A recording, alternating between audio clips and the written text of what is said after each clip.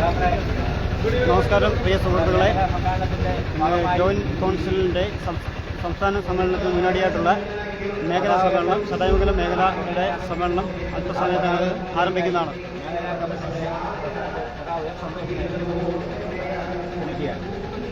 പ്രിയപ്പെട്ട സഹാക്കളെ, ജോയിൻറ്റ് കൗൺസിലിൻ്റെ 56ാമത് വാർഷിക സമ്മേളനത്തിന് മുന്നോടിയായിട്ടുള്ള ജില്ലാ സമ്മേളനങ്ങൾ, അതിന് മുന്നോടിയായിട്ടുള്ള മേഖലാ സമ്മേളനങ്ങളാണ് നടന്നുകൊണ്ടിരിക്കുന്നത്.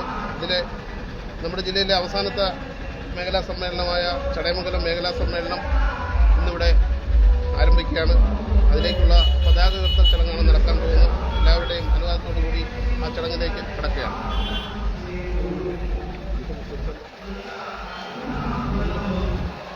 इनकलाब जिंदाबाद, जिंदाबाद, joint council zindabad, joint council zindabad, joint council, joint council, joint council, joint council zindabad, joint council जिंदाबाद, वीर पताके पार पताके, वीर पताके पार पताके, वीर पताके पार पताके, वीर पताके पार पताके, वारम मुट्ट पार पताके, वारम मुट्ट पार पताके, नी मुरक्के വീണ്ടും മുറക്കെ, नी मुरक्के വീണ്ടും മുറക്കെ, joint council zindabad, joint council zindabad, രക്തസാക്ഷികൾ സിന്ദാബാദ്, രക്തപതാക zindabad, joint council zindabad, joint council zindabad, രക്തസാക്ഷികൾ അനശ്വരന്മാർ, അനശ്വരന്മാർ ധീരന്മാർ, അവരുറങ്ങും കല്ലറകൾ, വിശ്വാസത്തിൻ മന്ത്രങ്ങൾ, joint council zindabad, joint council, joint council, joint council zindabad, joint council zindabad, inquilab, इनकलाब, इनकलाब जिंदाबाद, इनकलाब, इनकलाब, इनकलाब जिंदाबाद।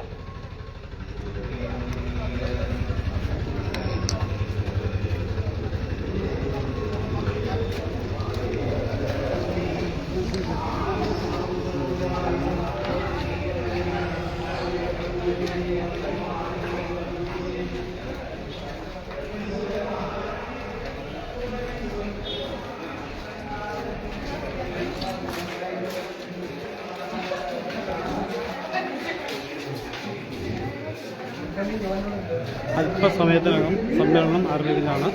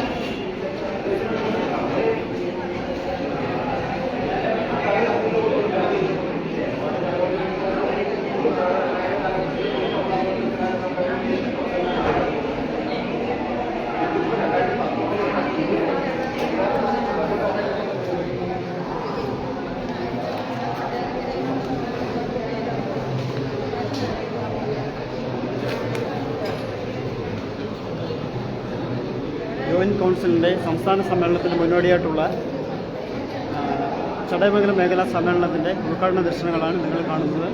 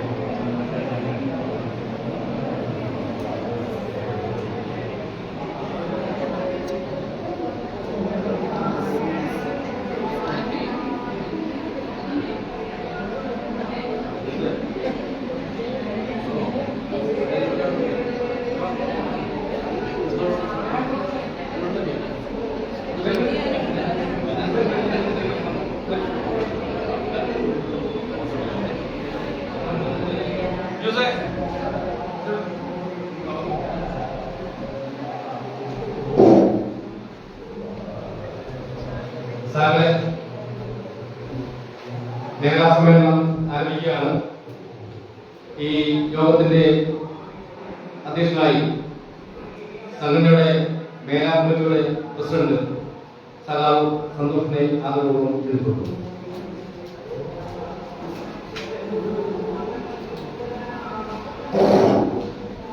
പ്രിയപ്പെട്ട സഹോദരങ്ങളെ, നമ്മുടെ മേഖലാ സമ്മേളനം ആരംഭിക്കാം. ആദ്യമായി രക്തസാക്ഷി പ്രമേയം അവതരിപ്പിക്കുന്നതായി സഖാവ് രാജീവിനെ ക്ഷണിക്കുന്നു.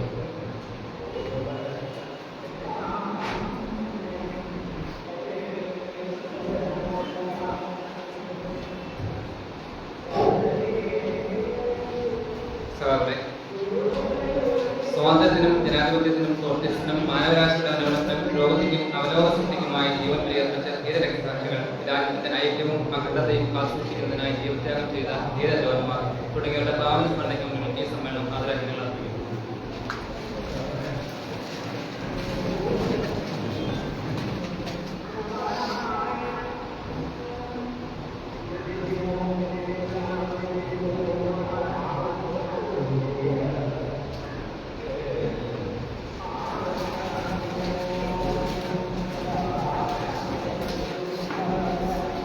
അനുശോചന പ്രമേയം അവതരിപ്പിക്കുന്നതിനായി സഖാവ് ബി മിനിയെ ക്ഷണിക്കുന്നു.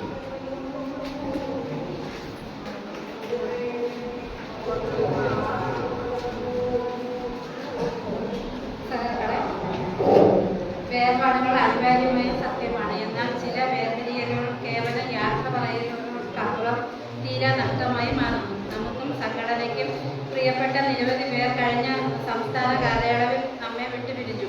ജോയിന്റ് കൗൺസിൽ മുൻ vice president,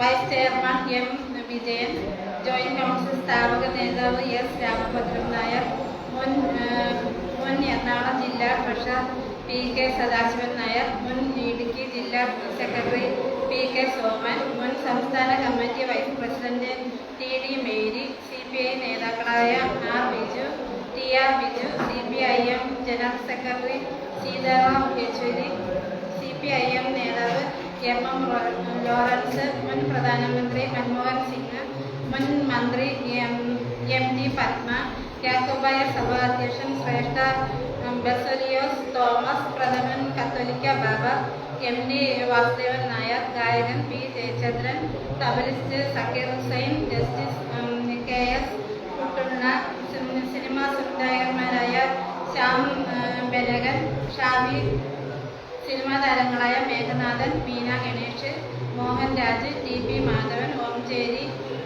NN Pillai, CPI മുൻ എറണാകുളം ജില്ലാ സെക്രട്ടറിയും ex-MLAയുമായ സഖാവ് P രാജു എന്നിവരുടെ പാവന സ്മരണയ്ക്ക് മുന്നിൽ ഈ സമ്മേളനം അനുശോചന രേഖപ്പെടുത്തി.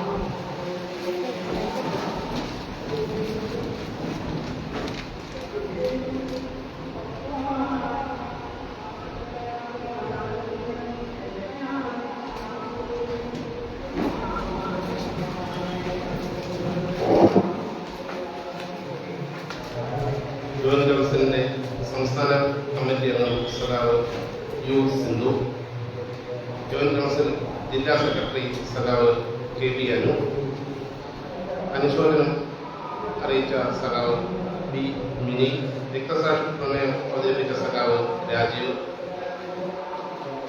അഭിവാദ്യം അർപ്പിക്കാനെത്തിയിട്ടുള്ള വനിതാ കമ്മിറ്റി ജില്ലാ സെക്രട്ടറി സഖാവ് J ജയകുമാരി, ജില്ലാ കമ്മിറ്റി അംഗങ്ങളായ സഖാവ് C സുനു, സഖാവ് P ജോയി, മേഖലാ സെക്രട്ടറി സഖാവ് P സഞ്ജയ്, സഖാവ് ഷെരീഫ് തുടങ്ങിയ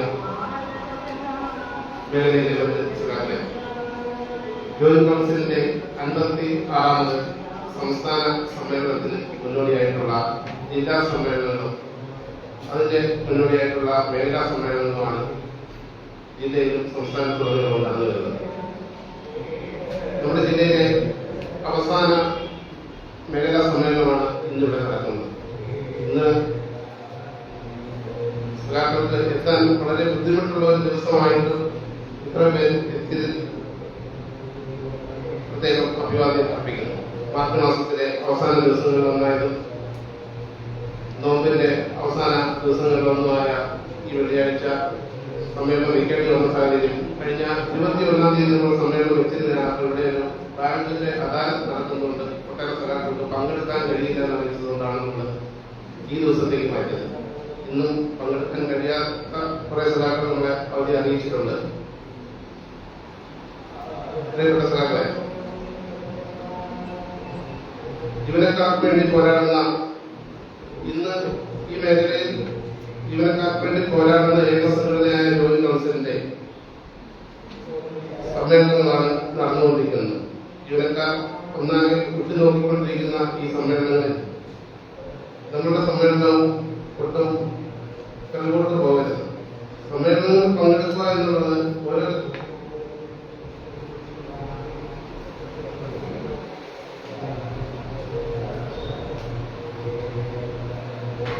ഓരോരുത്തരുടെയും കടമയായി തന്നെ നമ്മൾ കരുതണം.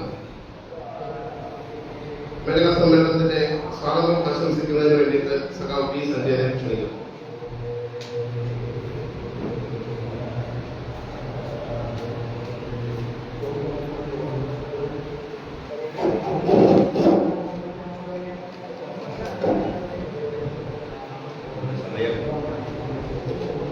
വൈകിയതുകൊണ്ട്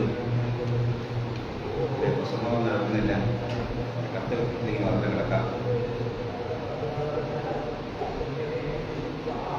ഈ സമ്മേളനത്തിൽ അധ്യക്ഷത വഹിക്കുന്നത് നമ്മുടെ മേഖല സഖാവ് സന്തോഷമാണ്.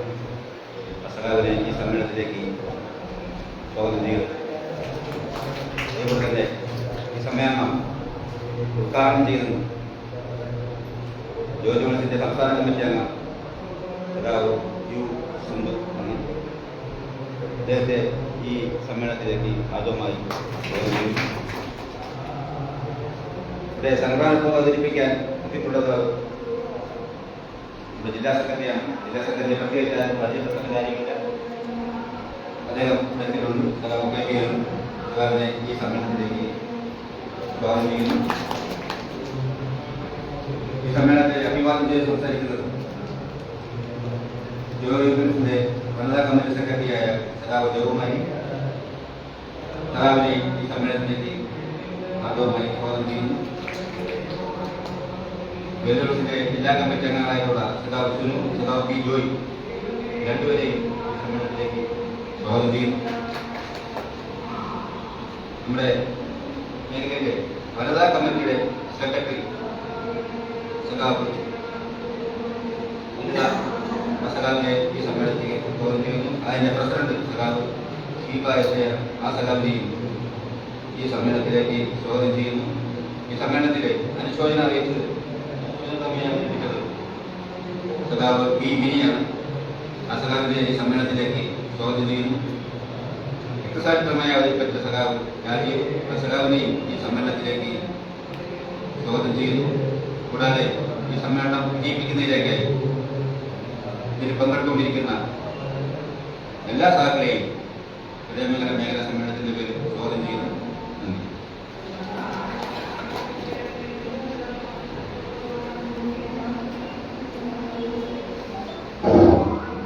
പ്രിയപ്പെട്ട സഖാക്കളെ, ദേശീയവും അന്തർദേശീയവും പ്രാദേശികമായിട്ടുള്ള എല്ലാ കാര്യങ്ങളും നമ്മുടെ സഖാക്കൾ സംസാരിക്കുന്നതിനാൽ സമ്മേളനം ഉദ്ഘാടനം ചെയ്യുന്നതിന് വേണ്ടി ജോയിന്റ് കൗൺസിലിന്റെ സംസ്ഥാന കമ്മിറ്റി അംഗം സഖാവ് യു സിന്ധുവിനെ ക്ഷണിക്കുന്നു.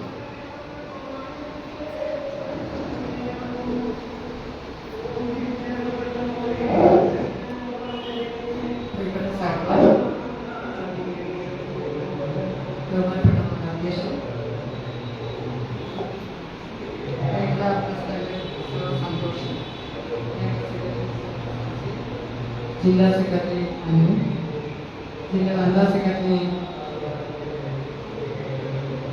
മേഖലയിലെ മറ്റു ഭാരവാഹികൾ, ജില്ലാ സെക്രട്ടേറിയറ്റ് അംഗങ്ങൾ, മറ്റംഗങ്ങൾ, പ്രിയപ്പെട്ട എല്ലാവരും വലിയ ടെൻഷനിലാണ്. അധ്യക്ഷൻ പറഞ്ഞതുപോലെ ദേശീയവും അന്തർദേശീയവും ഒക്കെ പറഞ്ഞ് സമയം കളയുന്നു. ഇതെല്ലാം നിങ്ങൾക്ക് തന്ന റിപ്പോർട്ടിൽ വളരെ വിശാലമായി എഴുതിയിട്ടുണ്ട്. എനിക്ക് നിങ്ങളോട് വളരെ കുറച്ച് കാര്യങ്ങളേ ഉള്ളൂ പറയാൻ. നാളെ, ഇന്നല്ല നാളെ നമ്മുടെ ഈ സംഘടനയെ കൊണ്ടുപോകേണ്ട പുതുതലമുറയോടാണ് കൂടുതലും എനിക്ക് പറയാനുള്ളത്. നമ്മൾ ഓർക്കേണ്ടത് PSC ടെസ്റ്റ് എഴുതി വളരെ കഠിനാധ്വാനം ചെയ്ത് തന്നെയാണ് നമ്മൾ ഈ സർവീസിൽ കയറുന്നത്. പല കടമ്പകളും കടന്നു തന്നെയാണ് ഈ സർവീസിൽ കയറുന്നത്. അതുകൊണ്ട് നമുക്കിനി ആരെയും ഭയക്കണ്ട, മുന്നോട്ട് പോകാം എന്നൊരു ചിന്ത പുതുതലമുറയ്ക്കുള്ളത് കൊണ്ടാണ് അവരെ മാത്രം ലക്ഷ്യം വെച്ച് ഞാൻ അത് എടുത്തു പറഞ്ഞു. നിങ്ങളെ കുറ്റപ്പെടുത്തുന്നതല്ല, നിങ്ങൾ വളർന്നു വന്ന സാഹചര്യവും അങ്ങനെയായിരിക്കും. എനിക്കറിയാം, എൻ്റെ വീട്ടിലെ എനിക്കൊരു മകളാണ്. രാവിലെ ഞാൻ ഓഫീസിൽ പോകും, ഹസ്ബൻഡ് ട്യൂഷൻ സെന്ററായിരുന്നു. രാവിലെ തന്നെ ഇറങ്ങും. കൃത്യം സ്കൂളില്ലാത്ത ഒരു ദിവസം രാവിലെ ഒരു 8:30 മണി മുതൽ വൈകിട്ട് 6 മണി വരെ, ചിലപ്പോൾ സംഘടനയുടെയൊക്കെ വർക്ക് കഴിഞ്ഞ് 9 മണിക്കൊക്കെ ഞാൻ എത്തുകയാണെങ്കിൽ എന്തായാലും 6:30 മണി വരെ എൻ്റെ കുഞ്ഞ് ആ വീട്ടിനകത്ത് കൂട്ടി അതിനകത്ത് ഇരിക്കുകയാണ്. അങ്ങനെ ഒറ്റയ്ക്ക് വളരുന്ന ഒരു കുഞ്ഞ് മിക്കവാറും സമൂഹത്തിലോട്ട് ഇറങ്ങുമ്പോൾ അതിന്റെ സ്വഭാവത്തിലും എല്ലാം തന്നെ ഇഷ്ടം ഒറ്റയ്ക്ക് എന്ന് പറഞ്ഞാൽ എൻ്റെ മോൾ അങ്ങനെയാണെന്നല്ല ഞാൻ പറഞ്ഞത്. അവൾക്ക് കുറച്ച് കുടുംബത്തിലെ മറ്റ് സമൂഹത്തിൽ എൻ്റെ ഭർത്താവിൻ്റെയും എൻ്റെയും സഹോദരങ്ങളുടെ വീട്ടിലൊക്കെ അവധി ദിവസങ്ങളിൽ കൊണ്ടാക്കിയിരുന്നുകൊണ്ട് തന്നെ ഒരു കൂട്ടുകുടുംബ പശ്ചാത്തലത്തിൽ തന്നെയാണ് അവൾ വളർന്നു വന്നത്. പക്ഷെ മിക്കവാറും ഈ കേരളത്തിലെ എല്ലാ കുടുംബങ്ങളുടെ അവസ്ഥ എന്ന് പറയുന്നത് കുട്ടികളെ ഇതുപോലെ ഒറ്റയ്ക്കിരുത്തിയോ അല്ലെങ്കിൽ അവരുടേതായ ലോകത്തേക്ക് മാറ്റി നിർത്തിയോ മാത്രം വളർത്തിക്കൊണ്ടുവരുന്ന ഒരു സമൂഹമാണ് നാളെ നമ്മുടെ മുന്നിലേക്ക് വരുന്നത്. നമ്മളൊന്ന് ചിന്തിച്ചു നോക്കിയാൽ ഇപ്പൊ നമ്മുടെ മക്കള്, ചെറുമക്കളും അവരുടേതായ ആ ലോകമെന്ന് പറയുന്നത് അവരുടെ മാത്രം സ്വന്തം എന്നുള്ള രീതിക്കാണ്. അത്തരത്തിലുള്ള ഒരു സമൂഹത്തിൽ ഒരു സംഘടനയുടെ പ്രാധാന്യം എന്ത് എന്നുള്ളത് അവരെ സംബന്ധിച്ചിടത്തോളം അവർ പറയുന്നത് ഇവർക്കൊന്നും വേറെ ജോലി ഇല്ലാത്തത് കൊണ്ട് ഇതാ വെയിലത്ത് ഒരു ചുവന്ന കൊടിയും പിടിച്ച് പോകുന്നു എന്നുള്ളതല്ലാതെ അതിൽ വേറൊരു മാനം അവർ കാണുന്നില്ല. അത് ഉണ്ടാക്കിയെടുക്കേണ്ടത് നമ്മൾ നമ്മുടെ കുടുംബത്തിൽ നിന്ന് തന്നെയാണ്. സർവീസിൽ കയറിയതിന് ശേഷമല്ല സംഘടന വേണമെന്നും ഒറ്റ കൂട്ടായ്മ വേണമെന്നും ഒറ്റപ്പെടലല്ല, ഒത്തുചേരലാണ് നമ്മളുടെ വിജയമെന്നും നമ്മൾ മനസ്സിലാക്കേണ്ടത് സർവീസിൽ കയറി കഴിഞ്ഞിട്ടല്ല, നമ്മുടെ കുടുംബത്തിൽ നിന്ന് തന്നെയാണ്. ഇതിന്റെ ആവശ്യകത ഇപ്പോൾ ഏറ്റവും അത്യാവശ്യമായി നമ്മൾ മുന്നിൽ കാണുന്ന നമ്മുടെ സമൂഹം ലഹരിയിലെ അടിപ്പെട്ടിരിക്കുകയാണ്, ലഹരിക്ക് അടിപ്പെട്ടിരിക്കുകയാണ്. ആ ലഹരിയിലേക്ക് കുട്ടികൾ തിരിഞ്ഞതെന്താണ്? അവർക്ക് കിട്ടാത്ത സ്നേഹം. നമ്മൾ ആരും സ്നേഹിക്കുന്നില്ല, വളർത്തുന്നില്ല, അവരെ സന്തോഷിപ്പിക്കുന്നില്ല എന്നല്ല ഞാൻ ഉദ്ദേശിക്കുന്നത്. നമ്മളുടെ സാഹചര്യം അനുസരിച്ച്, ജോലിയുടെയും നമ്മുടെ ഓരോരോ പ്രവർത്തനങ്ങളുടെയും സാഹചര്യം അനുസരിച്ച് നമ്മൾ നമ്മളിലേക്ക് തന്നെ ഒതുങ്ങിക്കൊടുകയോ അല്ലെങ്കിൽ നമ്മൾ വേറൊരു ഭാഗത്തിലേക്ക് മാറ്റപ്പെടുകയോ ചെയ്യുമ്പോൾ നമ്മുടെ വീട്ടിലെ കുട്ടികൾ അവരിലേക്ക് മാത്രമായി ചുരുങ്ങുന്നു. അവർക്ക് സ്വയം കണ്ടെത്തുന്ന ഒരു ലോകമുണ്ട്. ആ ലോകം ഇന്റർനെറ്റിന്റെയും ലഹരിയുടെയും ലോകമായി മാറിക്കഴിഞ്ഞു. അങ്ങനെ ഒരു സമൂഹത്തിലേക്കാണ് നമ്മളുടെ കുഞ്ഞു മക്കളെയും വലിയ മക്കളെയും ഒക്കെ നമ്മൾ ഇറക്കി വിടുന്നത്. അതുകൊണ്ട് തന്നെ ആ സമൂഹത്തിൽ നിന്നും അവർ ശരിയേത് തെറ്റേതെന്ന് അവർ ഒരിക്കലും കണ്ടെത്തുന്നില്ല. അവർ കാണുന്നത് അവർക്ക് അപ്പ കിട്ടുന്ന ആനന്ദം അല്ലെങ്കിൽ സന്തോഷം, സുഖങ്ങൾ മാത്രമാണ്. ആ സുഖ സൗകര്യങ്ങളിൽ പെട്ടുകഴിഞ്ഞാൽ പിന്നെ ഒരിക്കലും അമ്മയോ അമ്മാവയോ അച്ഛനോ അച്ചാച്ചനോ അമ്മാവനോ ഒന്നും പറയുന്നത് ശരിയാണെന്നോ അത് ഉൾക്കൊണ്ട് മുന്നോട്ട് പോകണമെന്നോ മക്കൾക്ക് തോന്നണമെന്നില്ല. അതുകൊണ്ട് തന്നെ ഇന്നത്തെ കഥകൾ പത്രമെടുത്താലും വാർത്ത കേട്ടാലും നമ്മൾ കേൾക്കുന്നതെല്ലാം ലഹരിക്ക് അടിമപ്പെട്ട് കൊച്ചുകുട്ടികൾ മുതൽ, അതായത് ഒരു 7 വയസ്സായ കുട്ടി മുതൽ 25-30 വയസ്സായ കുട്ടി വരെ അവരെല്ലാം നമ്മുടെ മക്കളെല്ലാം കുട്ടികൾ തന്നെയാണല്ലോ. അതുകൊണ്ട് തന്നെ അവരെല്ലാം പലവിധ അക്രമ സ്വഭാവങ്ങളിലേക്ക് മാറിക്കൊണ്ടിരിക്കുകയാണ്. അവരുടെ കാര്യം നേടുക എന്നുള്ളതിൽ കവിഞ്ഞ് ഈ സമൂഹത്തിനോ ചുറ്റും ഉള്ള സ്വന്തം അച്ഛനോ അമ്മയ്ക്കോ സഹോദരങ്ങൾക്കോ അറ്റ്ലീസ്റ്റ് സ്നേഹത്തോടെ കൊഞ്ചി വളർത്തിയ അമ്മാമ്മയ്ക്കോ അമ്മമ്മയ്ക്കോ മുത്തശ്ശിക്കോ പോലും ഒരല്പം പോലും സ്നേഹമോ സൗഹൃദമോ അവരുടേതായ ഒരു സൗകര്യമോ നോക്കാൻ ഒരു മക്കൾക്കും മനസ്സില്ല എന്നുള്ളതാണ് സത്യം.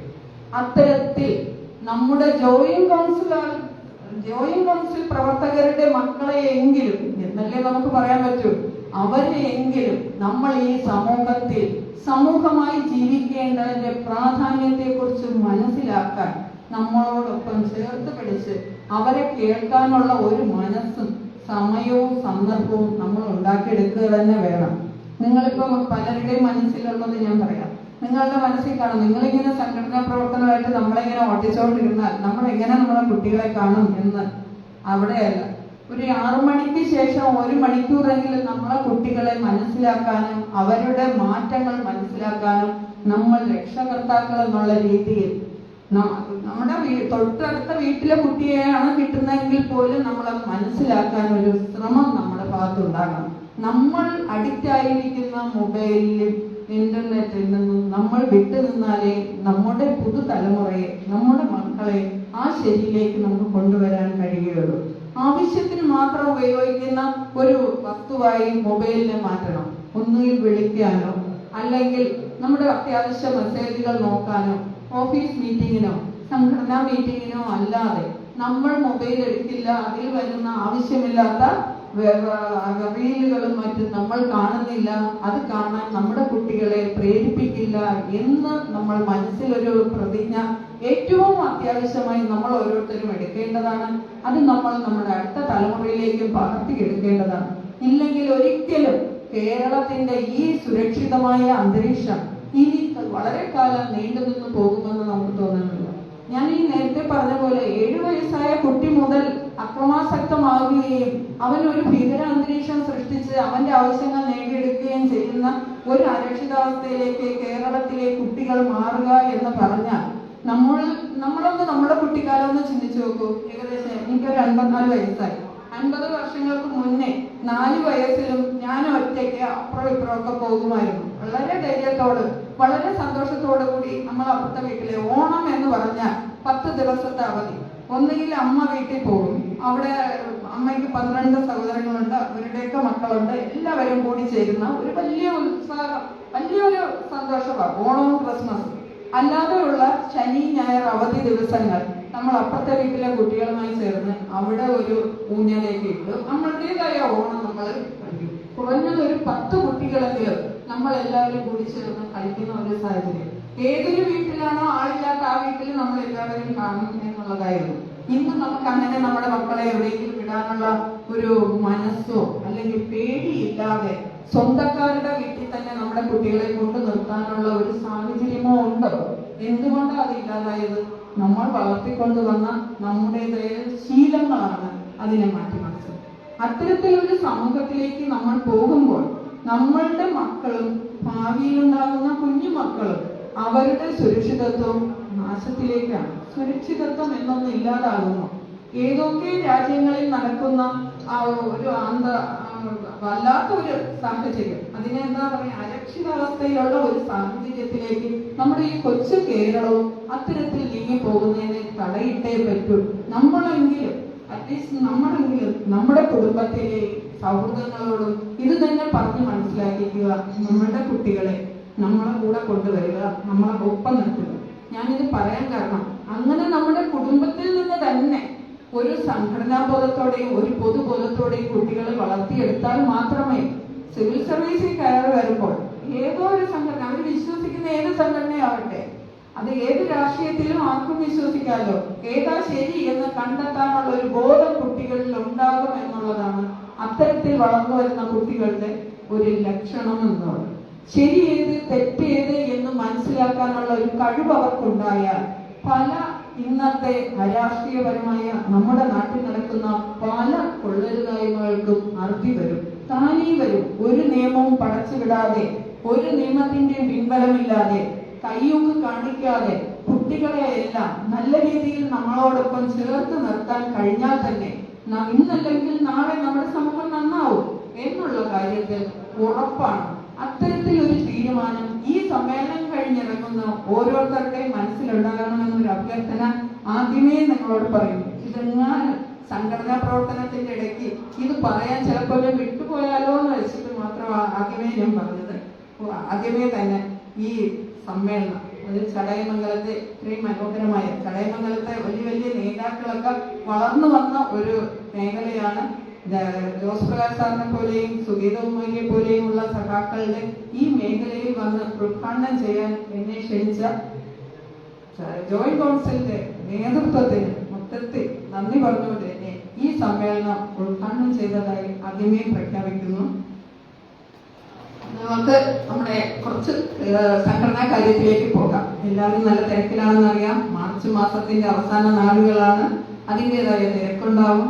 ഞാനും ഇതിനേക്കാളും നല്ല ഒരു ഉത്തരവാദിത്തമുള്ള ജോലിയിൽ നിന്നത് ഇവിടെ ഇരുന്ന് ഓഫീസിലെ കാര്യങ്ങൾക്ക് കുറച്ച് മറുപടിയൊക്കെ കൊടുത്തുകൊണ്ടിരിക്കുകയാണ്. പെട്ടെന്ന് തന്നെ നിർത്താം. നമുക്ക് കുറേ കാര്യങ്ങൾ പറയാനുണ്ട്, ഇഷ്ടംപോലെ കാര്യങ്ങളുണ്ട്. നിങ്ങൾ ഓരോരുത്തരും ഈ കേൾക്കുന്ന കാര്യങ്ങളെ കുറിച്ച് ചിന്തിക്കണം എന്നൊരു അഭിപ്രായം ആദ്യമേ ഞാൻ പറയുന്നത്. നമ്മുടെ ലോകകാര്യങ്ങളും വിശാലമായി കാണണം എന്നുള്ളതാണ് എൻ്റെ അഭിപ്രായം. പക്ഷെ പലർക്കും തന്നെ ലോകകാര്യങ്ങൾ കേൾക്കുമ്പോൾ അത് അത്ര കണ്ട് സൂചിച്ചു പോകില്ല എന്നുള്ളത് നമ്മുടെ സംഘടന എന്താണ് എന്നുള്ളതിന്റെ ഒരു രത്നച്ചുരുക്കം, വളരെ ചുരുക്കി സംഘടന എന്തായിരുന്നു എന്നും എന്തിനാണ് സംഘടന എന്നുള്ള കാര്യവും നിങ്ങളോട് പറഞ്ഞിട്ട് ഞാൻ അവസാനിപ്പിക്കാമെന്ന് ആദ്യമേ പറയുന്നു. നമ്മൾ ഒരു 60 കാലഘട്ടങ്ങൾ, 1960 കാലഘട്ടങ്ങളിൽ സർക്കാർ ജീവനക്കാർക്ക് ഇങ്ങനെ കൂടിയിരിക്കാനോ 2 3 പേർക്ക് ചേർന്ന് നിന്ന് സംസാരിക്കാനോ പോലും സ്വാതന്ത്ര്യം ഇല്ലാത്ത ഒരു കാലഘട്ടം ഉണ്ടായിരുന്നു ദിവാൻ ഭരണകാലത്ത്. അങ്ങനെ ഒരു കാലഘട്ടത്തിൽ നമ്മൾ ആരെങ്കിലും ഉണ്ടായിരുന്നതായിട്ട് ഇപ്പൊ ഇവിടെ ഇരിക്കുന്ന ആരും കാണില്ല. പഴയ തലമുറയിലെടുത്ത് ചോദിക്കണം. നമ്മുടെ വീട്ടിലെ അച്ഛനൊക്കെ സർവീസിൽ ഉണ്ടായിരുന്നു എങ്കിൽ ചിലപ്പോൾ അവർ ആ കാലഘട്ടത്തെ അഭിമുഖീകരിച്ചിരിക്കും. അന്നത്തെ 60കളിൽ കൂടിച്ചേരാൻ സ്വാതന്ത്ര്യം ഇല്ലായിരുന്ന ഒരു കാലഘട്ടത്തിൽ സംഘടന വേണം എന്നൊരാവശ്യം ജീവനക്കാർ മുന്നോട്ട് വെച്ചപ്പോൾ അതിനെക്കുറിച്ച് ചർച്ച ചെയ്യാൻ പഠിക്കാനായി വെച്ച കമ്മിറ്റിയുടെ നേതാവ് തന്നെയായിരുന്നു പിന്നീട് ജോയിന്റ് കൗൺസിലിന്റെ നേതാവായി വന്നത്, സ്ഥാപക നേതാവായി വന്നത്. അപ്പോൾ നമ്മൾ ചിന്തിക്കേണ്ടത് ജോയിന്റ് കൗൺസിൽ തുടങ്ങുന്നതിന് മുന്നേ, സംഘടനകൾ ഉണ്ടാകുന്നതിന് മുന്നേ എന്തിനാ സംഘടന എന്ന് വേണം എന്ന് പഠിച്ചു പറയാൻ പറഞ്ഞ ഒരു കമ്മിറ്റിയുടെ നേതാവായ നമ്മുടെ നേതാവ് വീണ്ടും നമുക്ക് തന്നെ നേതാവായി വരുന്ന ഒരു സാഹചര്യത്തിൽ ഞാനത് എടുത്ത് പറയാൻ കാരണം, ആദ്യമുണ്ടായ സംഘടന ജോയിന്റ് കൗൺസിലല്ല, അസോസിയേഷനും NGO യൂണിയനും നമ്മളെല്ലാവരും ചേർന്ന ഒരൊറ്റ സംഘടനയുള്ളതായിരുന്നു. ആ സംഘടനയുടെ നയങ്ങളും രീതികളും പല വഴിക്ക് അതിനകത്ത് രാഷ്ട്രീയം കലർത്തിയപ്പോൾ അവരതിൽ രാഷ്ട്രീയം കണ്ടപ്പോൾ, ഇപ്പൊ ചിന്താഗതി എല്ലാവർക്കും ഒന്നുപോലെയല്ല. രാഷ്ട്രീയ ചിന്താഗതി ഉള്ളവർ അതിനനുസരിച്ച് അതിൽ നിന്ന് തട്ടുതട്ടായി മാറാൻ തുടങ്ങി. അങ്ങനെ NGO അസോസിയേഷൻ, NGO യൂണിയന് രൂപം കൊണ്ടു. നമ്മൾ ശരിക്കും പറഞ്ഞാൽ NGO യൂണിയനുമായി ചേർന്ന് പ്രവർത്തിച്ചു നിന്നവർ തന്നെയാണ്. NGO യൂണിയൻ എന്ന് പറഞ്ഞാൽ നല്ല കെട്ടുറപ്പുള്ള, അതായത് രാഷ്ട്രീയ ലക്ഷ്യമുള്ള കെട്ടുറപ്പുള്ള ഒരു സംഘടന തന്നെയായിരുന്നു. പക്ഷെ അവർക്കൊരു കുഴപ്പമുണ്ടായിരുന്നു. അവര് ഭരണത്തിന്റെ നേതൃത്വം എന്ത് പറയുന്നു അതിനനുസരിച്ച് മാത്രം പ്രവർത്തിക്കുന്നവരായിരുന്നു. എന്തിനായിരുന്നു 60കളിലെ സംഘടന വേണം എന്നൊരു ആവശ്യം ജീവനക്കാർക്ക് വെച്ചത്? ജീവനക്കാരുടെ പല ആവശ്യങ്ങളും നേടിയെടുക്കാൻ വേണ്ടിയായിരുന്നു. ആ നേട്ടങ്ങളിലേക്ക് ആണ് നമ്മൾ ഒരു കൂട്ടായ്മ കൂടിയേ ചേർന്നു. പക്ഷേ യൂണിയന്റെ നേതൃത്വത്തിലുള്ള സംഘടനയ്ക്ക് അത്തരത്തിൽ നിലനിന്ന് പോകാൻ കഴിഞ്ഞിരുന്നില്ല. അവരെപ്പോഴും രാഷ്ട്രീയ മേൽക്കോയ്മയ്ക്കനുസരിച്ച്, ഭരണ സംവിധാനത്തിനനുസരിച്ച് അവരവരുടെ നയങ്ങളെ മാറ്റിക്കൊണ്ടിരുന്നു. അതാണ് ഇന്നും എന്ന് ഞാൻ എടുത്തു പറയാൻ, നമ്മുടെ രാപ്പകൽ സത്യാഗ്രഹം മുതൽ ഈ കഴിഞ്ഞ പണിമുടക്ക് വരെ നമ്മൾ നടത്തിക്കൊണ്ടിരുന്ന പോരാട്ടം അത് തന്നെയാണ്. ഇന്നും അവർ അങ്ങനെ തന്നെ ആ നിലപാടിൽ തന്നെയാണ് അവർ ഉറച്ചു നിൽക്കുന്നത്. ഇങ്ങനെ അവരുടെ ആ കാഴ്ചപ്പാടിൽ നിന്നും വ്യത്യസ്തമായി നമുക്കറിയാം, ഇവിടെ ഇപ്പൊ പല ഓഫീസുകളിൽ നിന്ന് വരുന്നുണ്ട്. അഗ്രികൾച്ചർ, പിന്നെ മൃഗസംരക്ഷണം, ഇല്ലേ, പഞ്ചായത്ത്, സർവേ, റവന്യൂ, ഇങ്ങനെ പല വിഭാഗത്തിലെ ജീവനക്കാരുണ്ട്. അവിടെയെല്ലാം ഒരേ സ്വഭാവത്തിലുള്ള ജോലികളെല്ലാം, ഒരേ രീതിയിലുള്ള പ്രൊമോഷനല്ല, പല വിഭാഗത്തിലുള്ള ജീവനക്കാർക്കും പല തരത്തിലാണ്. എല്ലാം കോമൺ ആയിട്ട് KSR പറയുന്ന പോലെ ഒരേ നിയമങ്ങളാണെങ്കിലും ഓരോരുത്തരുടെ ജോലി സ്വഭാവം അനുസരിച്ച് പല വിഷമതകളും അവർക്ക് വേണ്ടിയേണ്ടി വരും. അന്ന് ആ കാലഘട്ടത്തിൽ സർവേയിലും വീടുകളിലും എഞ്ചിനീയറിംഗ് വിഭാഗങ്ങളിലും വളരെയധികം പ്രശ്നങ്ങൾ നടക്കുകയാണ്. സർവേ എന്ന് പറഞ്ഞാൽ സാങ്കേതിക വിഭാഗം ജീവനക്കാരാണ്. അവരുടേതായ പല പേക്കട്ട് ഉൾപ്പെടെ, അതായത് ജോലിയിലെ ഔട്ടേൺ എന്ന് പറയുന്നത് വലിയൊരു കടമയായിരുന്നു. ആ കാലഘട്ടത്തിലെ ഔട്ടേൺ എന്ന് പറഞ്ഞാൽ ഏറ്റവും പ്രധാനമായിട്ട് അവര് ജോലി ചെയ്ത ഒരു ഡയറിയാണ്. നമ്മൾക്ക് സാധാരണ ഒരു ക്ലർക്ക് ജോലി ചെയ്യുന്നത് കാണിക്കുന്ന PR-ലാണെങ്കിൽ സർവേയർ നടത്തുന്ന ഡയറിയിലായിരുന്നു കാണിച്ചത്. ആ ഡയറിയിലെ ഔട്ടേൺ മേലുദ്യോഗസ്ഥനായ head surveyor, survey superintendent, assistant director, deputy director ഇങ്ങനെ 4 വിഭാഗത്തിലെ ഓഫീസർമാർക്ക് തൃപ്തിയായാൽ മാത്രമേ അയാൾക്ക് ശമ്പളം പൂർണ്ണമായി കിട്ടുകയുള്ളൂ. ഏകദേശം 15 ദിവസം, 15-ാം തീയതി 30-ാം തീയതി അവരുടെ ഡയറി വെക്കണം. ഇത് അവരുടെ കാര്യം കൃത്യമായിട്ട് എനിക്ക് അറിയാവുന്നതുകൊണ്ട് പറയുന്നതല്ല, അതായിരുന്നു അന്നത്തെ സാഹചര്യം. 15 ദിവസം കൂടുമ്പോൾ ഈ ഡയറി വെക്കണം. ഈ ഡയറിയിൽ കൃത്യമായിട്ടും വർക്ക് അവർ ഫീൽഡിൽ പോയി പരിശോധിക്കുകയാണ്. ഈ 4 ഉദ്യോഗസ്ഥരും ഓരോ സ്റ്റെപ്പ് ബൈ സ്റ്റെപ്പ് ആയിട്ടാണ് പരിശോധന. നിങ്ങൾ ഉദ്ദേശിക്കേണ്ടത് അവർക്ക് ഔട്ടേൺ എന്നൊരു സിസ്റ്റം ഉണ്ട്. ഇത്ര ടാർഗറ്റ് ചെയ്തിരിക്കണം, ഒരു ദിവസം ഇത്ര മാത്രം വർക്ക് ചെയ്തിരിക്കണം, ആ വർക്ക് ആ ഡയറിയിൽ ഉണ്ടായിരിക്കണം എന്നുള്ള നിശ്ചയം. കൃത്യമായി ഈ 4 ദിവസങ്ങളിൽ ഇൻസ്പെക്ഷൻ പോകുമ്പോൾ 4 ദിവസത്തെ ജോലി കൂടി അമിതമായിട്ട് ബാക്കിയുള്ള ദിവസങ്ങളിൽ ചെയ്താൽ മാത്രമേ അത് പൂർത്തീകരിക്കാൻ പറ്റൂ. അതൊരു സാഹചര്യം. ഇനി വേറൊരു സാഹചര്യം എന്ന് പറഞ്ഞാൽ ഈ പോകുന്ന ജീവനക്കാരന് ഇഷ്ടപ്പെടാത്ത മേലുദ്യോഗസ്ഥനാണെങ്കിൽ അവിടെ ചെന്നിട്ട് ഫീൽഡിൽ ഒരു ചെറിയ ബെൻഡുണ്ട്, അത് ഈ ഇതിൽ കാണിച്ചിട്ടില്ല, ഇങ്ങനെയൊക്കെയുള്ള ചെറിയ ചെറിയ പ്രശ്നങ്ങൾക്ക് പോലും അവരുടെ വർക്കിനെ വെട്ടിമാറ്റുമായിരുന്നു. ഇത് തെറ്റ് എന്ന് പറഞ്ഞു കഴിഞ്ഞാൽ അത് ഡയറിയിൽ പാസ്സാക്കാൻ കഴിയില്ല. അങ്ങനെ വരുമ്പോൾ ആ ദിവസത്തെ സാലറി ഈ പാവപ്പെട്ട ഉദ്യോഗസ്ഥന് നഷ്ടപ്പെടുമായിരുന്നു. അതിനെയായിരുന്നു അങ്ങനെയായിരുന്നു ആ കാലഘട്ടങ്ങളിൽ സർവേ വിഭാഗം ജീവനക്കാർ ജോലി ചെയ്യുന്നത്. പേ കട്ട് എന്നൊരു സംവിധാനം ഉണ്ടായിരുന്നു. പേ കട്ട്, ഒരു ദിവസത്തെ വർക്ക് ഡയറി പൂർണ്ണമല്ലെങ്കിൽ ആ ദിവസത്തെ ശമ്പളം കൊടുക്കില്ല എന്നൊരു വ്യവസ്ഥ അന്ന് നിലനിന്നിരുന്നു. ആ വ്യവസ്ഥക്കെതിരെയായിരുന്നു സർവേ വകുപ്പിലെ ജീവനക്കാർ അന്ന് സമരം ചെയ്തത്. ആ സമരത്തിനെയൊക്കെ യൂണിയൻകാര് അവരുടെ നയപരമായ, അതായത് ഭരണം അവരുടെ കയ്യിലായതുകൊണ്ട് തന്നെ, EMS-ന്റെ ഭരണകാലമാണെന്ന് ഓർക്കണം, ഭരണം അവരുടെ കയ്യിലായതുകൊണ്ട് തന്നെ അത് നിലനിർത്തി സംരക്ഷിച്ചുകൊണ്ട് പോകാൻ വേണ്ടി തന്നെ യൂണിയൻകാര് അവരുടെ രാഷ്ട്രീയ പോരായ്മ കൊണ്ട് അതിനെ അടിച്ചമർത്തുകയാണ് ചെയ്തത്. ഇതേപോലെ തന്നെയായിരുന്നു PWD എഞ്ചിനീയറിംഗ് വിഭാഗത്തിലെ ജീവനക്കാർക്കും അനുഭവിക്കേണ്ടി വന്ന ദുരവസ്ഥ. ഇങ്ങനെ ഇവർ 2 വിഭാഗക്കാര് അവരുടേതായ വിഷമങ്ങൾ പറഞ്ഞിട്ടൊന്നും കേൾക്കാതെ വന്ന ഒരു സാഹചര്യത്തിലാണ് അനന്തപത്മനാഭനെ പോലെയുള്ള സഖാക്കൾ, BJ ഫ്രാൻസിസിനെ പോലെയുള്ള സഖാക്കൾ കാറ്റഗറി വിഭാഗത്തിലുള്ള ജീവനക്കാരുടെ അവസ്ഥകളും പരിഗണിക്കണം എന്നൊരാവശ്യം പറഞ്ഞ് NGO യൂണിയന്റെ സമ്മേളനങ്ങളിൽ നിന്നും ഇറങ്ങിപ്പോയി. അങ്ങനെ രൂപം കൊണ്ട ഒരു 1969 ഒരു അഡ്ഹോക് കമ്മിറ്റി മുഖേന രൂപം കൊണ്ട് ജോയിന്റ് കൗൺസിൽ എന്ന സംഘടന ഓരോ ഡിപ്പാർട്ട്മെന്റിന്റെയും ഓരോ വിഭാഗം ജീവനക്കാരെ, അതായത് അംഗസംഘടനകളുടെ ഒരു കൂട്ടായ്മ കൂട്ടിയോജിപ്പിച്ചുകൊണ്ട് അവരുടെ ആവശ്യങ്ങൾക്ക് മുൻഗണന കൊടുത്തുകൊണ്ട് എല്ലാ ജീവനക്കാരുടെയും പ്രശ്നങ്ങൾ പഠിച്ചുകൊണ്ട് അവർക്ക് മുൻതൂക്കം കൊടുത്തുകൊണ്ട് മുന്നോട്ട് പോയി രൂപം കൊണ്ടതാണ് ജോയിന്റ് കൗൺസിൽ എന്ന സംഘടന. അതുകൊണ്ട് തന്നെ ഇന്നും ആ നിലപാടുകളിൽ ജോയിന്റ് കൗൺസിൽ ഉറച്ചു നിൽക്കുന്നു. അതിന് ഉത്തമ ഉദാഹരണങ്ങളാണ് നിങ്ങൾ തൊട്ടു മുന്നേ നിങ്ങൾ കണ്ട പണിമുടക്ക് വരെ. നമുക്കറിയാലോ, നമ്മുടെ സർക്കാരാണ് ഭരിക്കുന്നത്. എന്നിട്ട് നിങ്ങൾ പണിമുടക്കിയതിന് യൂണിയൻ ഉൾപ്പെടെയുള്ള മറ്റു സംഘടനകൾ പറഞ്ഞതാണ് നമ്മൾ അരാഷ്ട്രീയവാദികളാണെന്നും നമ്മൾ സർക്കാരിനെ അട്ടിമറിക്കാൻ ശ്രമിക്കുന്നു എന്നൊക്കെയല്ലേ പറഞ്ഞത്. പക്ഷെ അതല്ല സത്യം. നമ്മൾ സർക്കാരിനെ ഓർമ്മപ്പെടുത്തുകയാണ് ചെയ്യുന്നത്. വലതുവശത്തേക്ക് ഇൻഡിക്കേറ്റർ പോകുന്നു, വേണ്ട, നിങ്ങൾ ഇടതു ചായ്വിൽ നിന്നാൽ മതി. ഇടതു സർക്കാരാണ്, തൊഴിലാളികളുടെ സർക്കാരാണ്, തൊഴിലാളികൾക്കൊപ്പം നിൽക്കണം എന്നുള്ള കാര്യം ഉറക്കെ പറയാനാണ് അന്ന് നമ്മളുടെ സഖാക്കൾ അവിടെ നേതൃത്വം കൊടുത്ത് ഒരു പണിമുടക്കും അതിന് മുന്നോടിയായി 2 ദിവസം രാപ്പകൽ സത്യാഗ്രഹമാണ് നടത്തിയത്. ഇതൊന്നും നമ്മൾ ഇന്നും നമ്മുടെ നിലപാടുകളിൽ നിന്നും മാറ്റമില്ലാതെ 69-ൽ എന്തിനാണോ ഈ സംഘടന രൂപം കൊണ്ടത്, ഇന്ന് 56 വർഷത്തെ 56-ാം വാർഷിക സമ്മേളനം നടത്തുമ്പോൾ ഈ 56 വർഷം കൊണ്ട് നേടിയെടുത്ത ഊർജവും യശസ്സും അത് തന്നെയാണ് ഇന്നും നമ്മുടെ ലക്ഷ്യം. ജീവനക്കാരന്റെ ആവശ്യങ്ങൾ നേടിയെടുക്കുന്നതിന് വേണ്ടിയാണ് ഈ സംഘടന. വെറും ഒരു പോരാളിയായോ ഒരു ഘോഷായോ സംഘടന എന്നുള്ള ഒരാൾബലം കാണിക്കലോ അല്ല ജോയിന്റ് കൗൺസിൽ.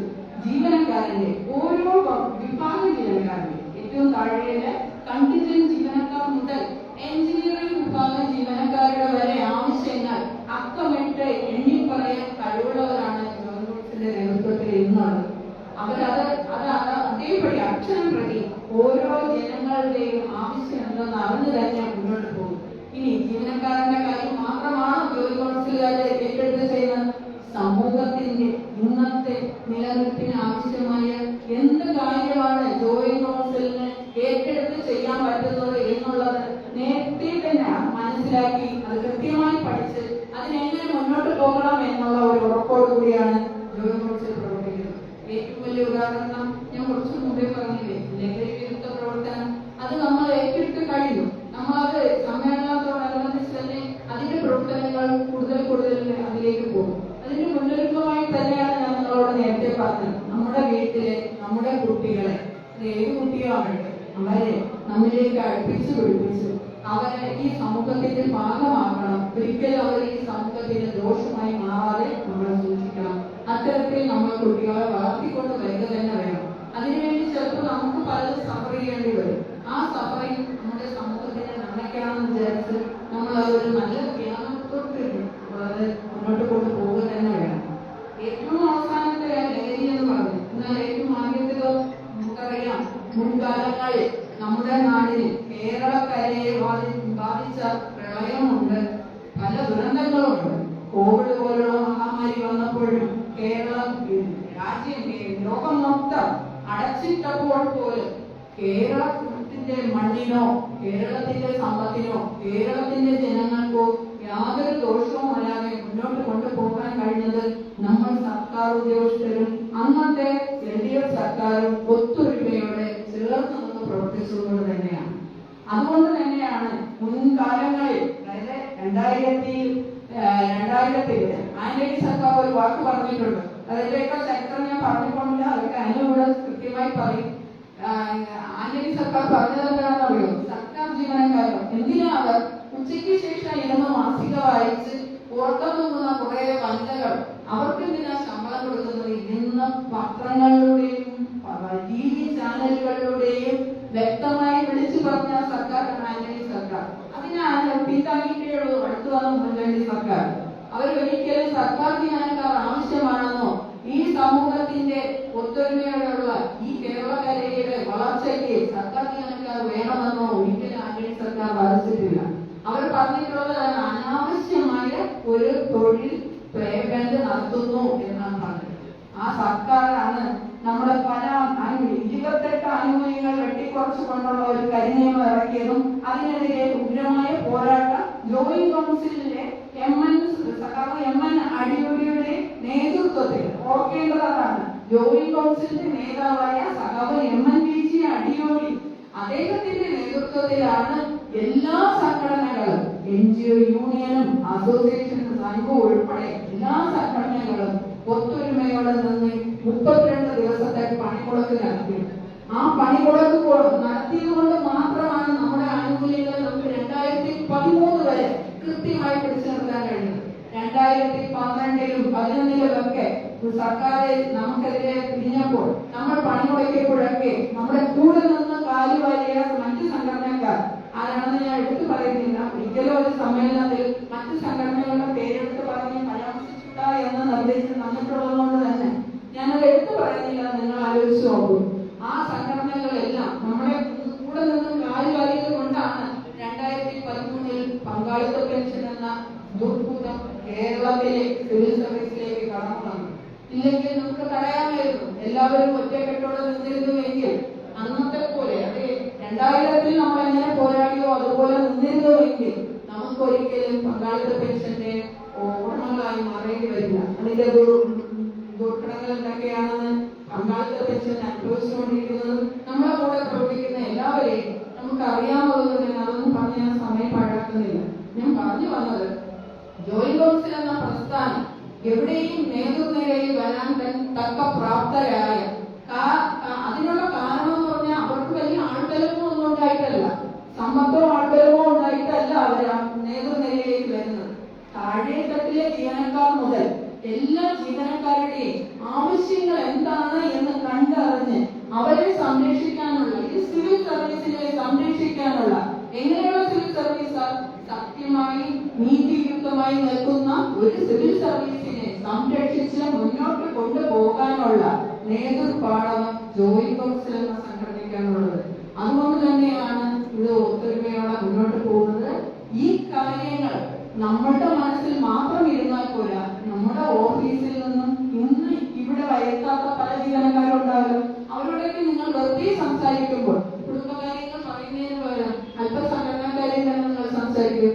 എന്തിനാണ് നമ്മൾ ജോയിന്റ് കൗൺസിലിന്റെ മെമ്പർഷിപ്പ് എടുക്കുന്നത്, എന്തിനാണ് അവർക്ക് വേണ്ടി നമ്മൾ ഇങ്ങനെ ഓടി നടക്കുന്നത് എന്നുള്ളത് നിങ്ങളൊന്ന് പറഞ്ഞ് മനസ്സിലാക്കി കൊടുക്കുക. വരാത്തവർക്ക് അവരുടെ സമയം ഉണ്ടായിരിക്കാം, സമയനഷ്ടം ഒഴിവാക്കാനാവാതെ വരാതിരുന്നത് ഇതൊക്കെ സമ്മതിക്കുന്നു. പക്ഷെ നമ്മുടെ കൂടെയുള്ള ജീവനക്കാരുടെ നമ്മൾ പറയേണ്ടത് ജോയിന്റ് കൗൺസിൽ എന്ന പ്രസ്ഥാനം നിലവിലുള്ളത് കൊണ്ട് തന്നെയാണ്. നിങ്ങൾക്ക് അറിയാം, 2-3 ദിവസത്തിന് മുന്നേ വന്ന ഒരു ഉത്തരവും അതിനുശേഷം നടന്ന പ്രതിഷേധ പ്രകടനവും അതിന്റെ തൊട്ട് പിറ്റേന്ന് വന്ന മറ്റൊരു മാറ്റിമറിച്ച ഉത്തരവിനെ കുറിച്ച് നിങ്ങൾക്ക് അറിയാം. കൂടുതൽ ഞാൻ വിവരിച്ച് സമയം കളയണമെന്ന് എഴുതിയാൽ ഞാൻ കൂടുതൽ വിവരിക്കാൻ നിൽക്കാത്തത്. ഈ ഉത്തരവുകൾ നിങ്ങൾക്കറിയാലോ. എന്തിനാണ് ആശ്രിത നിയമനം എന്നുള്ളതാണ് ഇപ്പൊ വന്ന് നിൽക്കുന്ന കടമ.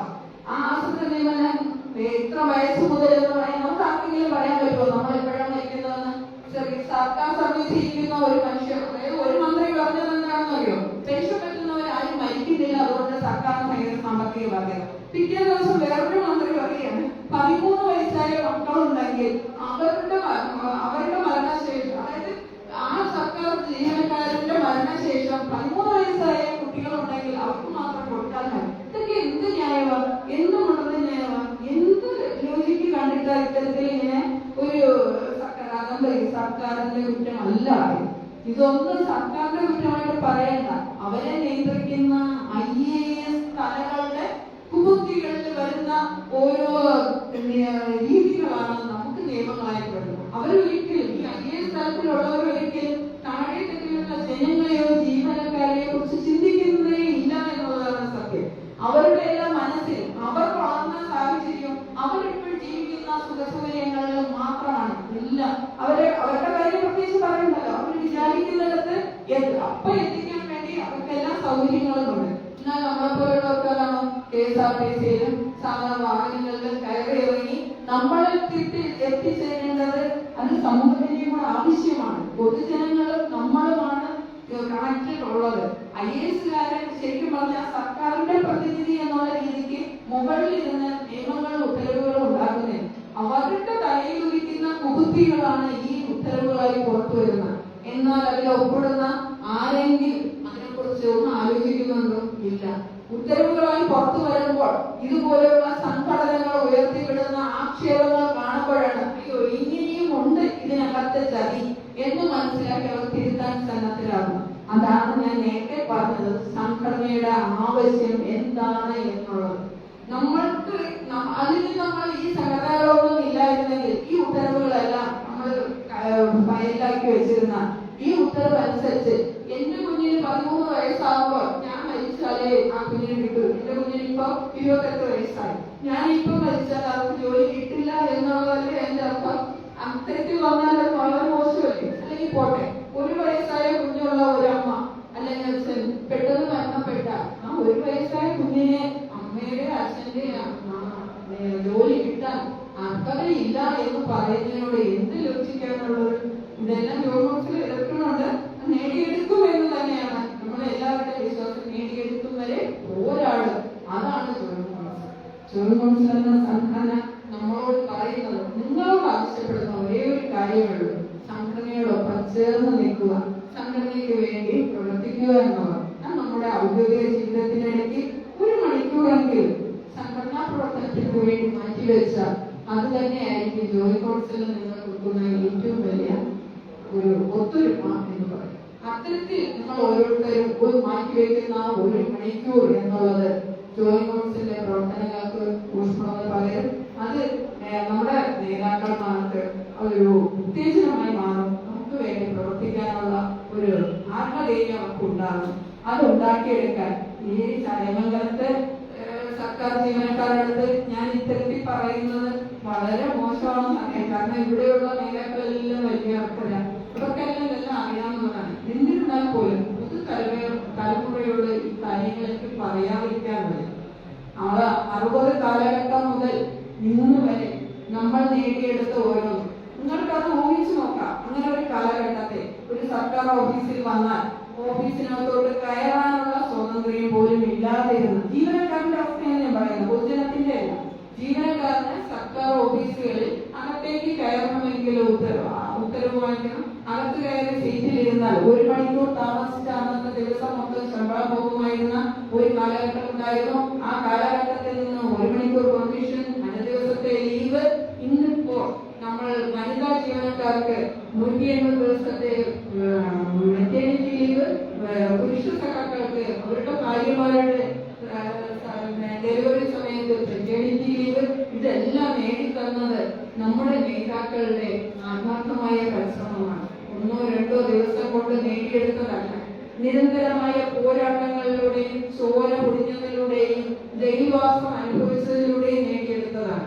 പലരും അതിന്റെ പേരിൽ പലരും രോഗികളുമായിട്ടുണ്ട്.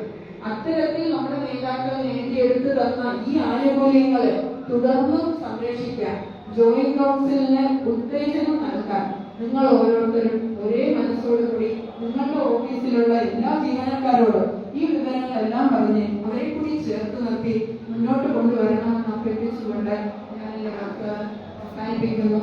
ഇവിടെ എന്നെ കേട്ട എല്ലാവർക്കും എല്ലാ അഭിവാദ്യങ്ങൾക്കും ഈ സമ്മേളനം ഒരിക്കൽ കൂടി ഉദ്ഘാടനം ചെയ്ത് അറിയിച്ചുകൊണ്ട് നിർത്തുന്നു. നമസ്കാരം.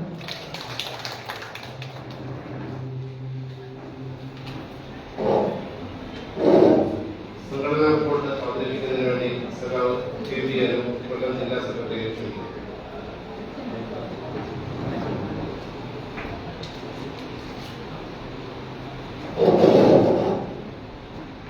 നമ്മുടെ ജനപ്രതിനിധികളുടെ സംഘടനത്തിലെ പ്രിയപ്പെട്ട സന്തോഷ്, സഞ്ചിച്ച കമ്മിറ്റിയുടെ സെക്രട്ടറി സഞ്ജയ്, നമ്മുടെ ഈ ചടങ്ങ് ഉദ്ഘാടനം ചെയ്ത കേന്ദ്രീയ സംസ്ഥാന കമ്മിറ്റി അംഗം സിന്ധു, എഴുതിയിരിക്കുന്ന വനിതാ കമ്മിറ്റിയുടെ സെക്രട്ടറി ജയകുമാരി, യൂണിവേഴ്സിറ്റി ജില്ലാ കമ്മിറ്റിയുടെ സെക്രട്ടറി പത്മകുമാർ, സെക്രട്ടറി അംഗം പി ജോയി, സുലു അടക്കമുള്ള കൗൺസിലിന്റെ സാധ്യത അടക്കമുള്ള കൗൺസിലിന്റെ പ്രിയപ്പെട്ട നേതാക്കന്മാരെ സമർപ്പിക്കുകയാണ്. വ്യത്യസ്തമായ രീതിയിലാണ് നമ്മുടെ ഉദ്ഘാടന പുസ്തകം അവസാനിച്ചത്. സാധാരണ രീതിയിൽ നമ്മുടെ ഈ ഇത്തരം സമ്മേളനങ്ങളിലൊക്കെ തന്നെ ഒട്ടേറെ കാര്യങ്ങൾ, കാരണം ഈ ഞാൻ എല്ലാ സമ്മേളനത്തിൽ പങ്കെടുത്താണ്. 1.5 മണിക്കൂർ കൈകാര്യം ചെയ്തിട്ടാണ് മിക്കാറുള്ള എല്ലാവരും പുസ്തകം അവസാനിപ്പിക്കുന്നു. അതിന്റെ ശാരീരികമായി ബന്ധപ്പെട്ടുകൊണ്ടും ഇന്നത്തെ സമൂഹം അനുഭവിക്കുന്ന വിഷയങ്ങളെ സംബന്ധിച്ചും കേൾക്കാൻ കൃത്യമായി പറഞ്ഞു കൊടുത്തു.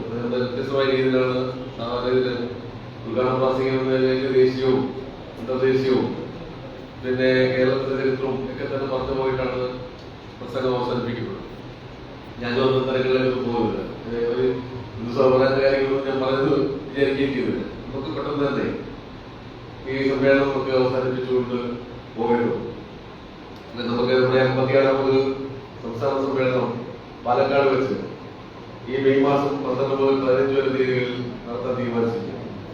ആ സമ്മേളനത്തിന്റെ ഭാഗമായിട്ടുള്ള സ്ഥലങ്ങളിലുള്ള സമ്മേളനമാണ് നടത്തുന്നത്. യൂണിറ്റ് സമ്മേളനങ്ങൾക്ക് ശേഷം മേഖലാ സമ്മേളനങ്ങളിലേക്കും, മേഖലാ സമ്മേളനങ്ങൾക്ക് ശേഷം ജില്ലാ സമ്മേളനങ്ങളിലേക്കും, അതിനുശേഷമുള്ള സംസ്ഥാന സമ്മേളനങ്ങളിലേക്കുമാണ് നടന്നു പോകൊണ്ടിരിക്കുന്നത്. ഇന്നുകൊണ്ട് നമ്മുടെ 12 മേഖലാ സമ്മേളനങ്ങൾ കൊല്ലം ജില്ലയിൽ അവസാനിപ്പിക്കുന്നു. നമ്മൾ കഴിഞ്ഞ ഈ മാസത്തെ ഏപ്രിൽ മാസം 11-ാം തീയതി മുതലാണ് സമ്മേളനം. 11-ാം തീയതി ആരംഭിച്ച് ഇന്ന് അവസാനിപ്പിക്കപ്പെടുന്ന രീതിയിലേക്കാണ് സമ്മേളനങ്ങൾ നമ്മുടെ ഈ സമ്മേളനം തീരുമാനിക്കപ്പെട്ടത് ഈ മാസം 22-ാം തീയതിയാണ്. പക്ഷേ ചില പ്രത്യേക സാഹചര്യങ്ങൾ കണക്കെടുത്താണ് ഇന്നത്തേക്ക് സമ്മേളനമായി. അപ്പൊ ഇന്നുകൂടെ ആകുമ്പോഴത്തേക്ക് നമ്മുടെ സമ്മേളനം ഇന്ന് അവസാനിക്കുകയാണ്. ഇവിടെ എല്ലാ സമ്മേളനങ്ങളും കുറെ സ്ഥലങ്ങൾ പുതിയ സമ്മേളനങ്ങൾ പങ്കെടുത്താലും നല്ല പങ്കാളിത്തമാണ് മിക്ക സമ്മേളനങ്ങളും ഉണ്ടായത്. കഴിഞ്ഞ സമ്മേളനങ്ങളെ അപേക്ഷിച്ച് ഒരു 10% മുതൽ 20% വർധനവ് നമ്മുടെ എല്ലാ സമ്മേളനങ്ങൾക്കും ഉണ്ടാകുന്നുള്ളൂ എന്നുള്ളത് യാഥാർത്ഥ്യം. കാരണം നമ്മളെടുത്ത കഴിഞ്ഞ കാലങ്ങളിൽ എടുക്കപ്പെട്ട നിലപാട് ഇവിടും പത്രത്തിൽ കുറേയേറെ മാറ്റം. നമ്മൾ കഴിഞ്ഞ കാലങ്ങളിൽ ജോൺ കോൺസൽ എന്നറിയപ്പെടുന്ന പ്രസ്ഥാനം ജീവനക്കാരുമായി ബന്ധപ്പെട്ടുകൊണ്ട് അവരുടെ സേവന വേതന വ്യവസ്ഥകളിലോട്ട് ഇടപെട്ടതിന്റെ ഭാഗമായിട്ട് ആ സംഘടനയ്ക്കുണ്ടായ മാറ്റത്തിന്റെ ഭാഗമായിട്ടാണ് വലിയ മാറ്റം ജീവനക്കാർക്കിടയിൽ സംഘടനയ്ക്കുണ്ടായത്. നാം എടുക്കപ്പെട്ട നിലപാടുകളെ സംബന്ധിച്ച് ഒക്കെ കുറേയേറെ കാര്യങ്ങൾ പറഞ്ഞു. ഞാൻ കൂടുതൽ വിഷയങ്ങളുടെ ചരിത്രത്തിലേക്ക് കടന്നുപോകും. ജോൺ കോൺസൽ എന്നറിയപ്പെടുന്ന പ്രസ്ഥാനം കഴിഞ്ഞ ഒരു വർഷക്കാലത്തേക്ക് റിപ്പോർട്ട് കാലങ്ങളിൽ തന്നെ ഒട്ടേറെ പരിപാടികൾ, ഒരുപക്ഷെ ഈ ജോൺ കോൺസൽ ചരിത്രത്തിൽ വെച്ച് ഏറ്റവും കൂടുതൽ പരിപാടികൾ ഏറ്റെടുത്ത വർഷമാണ് ഈ കഴിഞ്ഞ വർഷം എന്നറിയപ്പെടുന്നത്.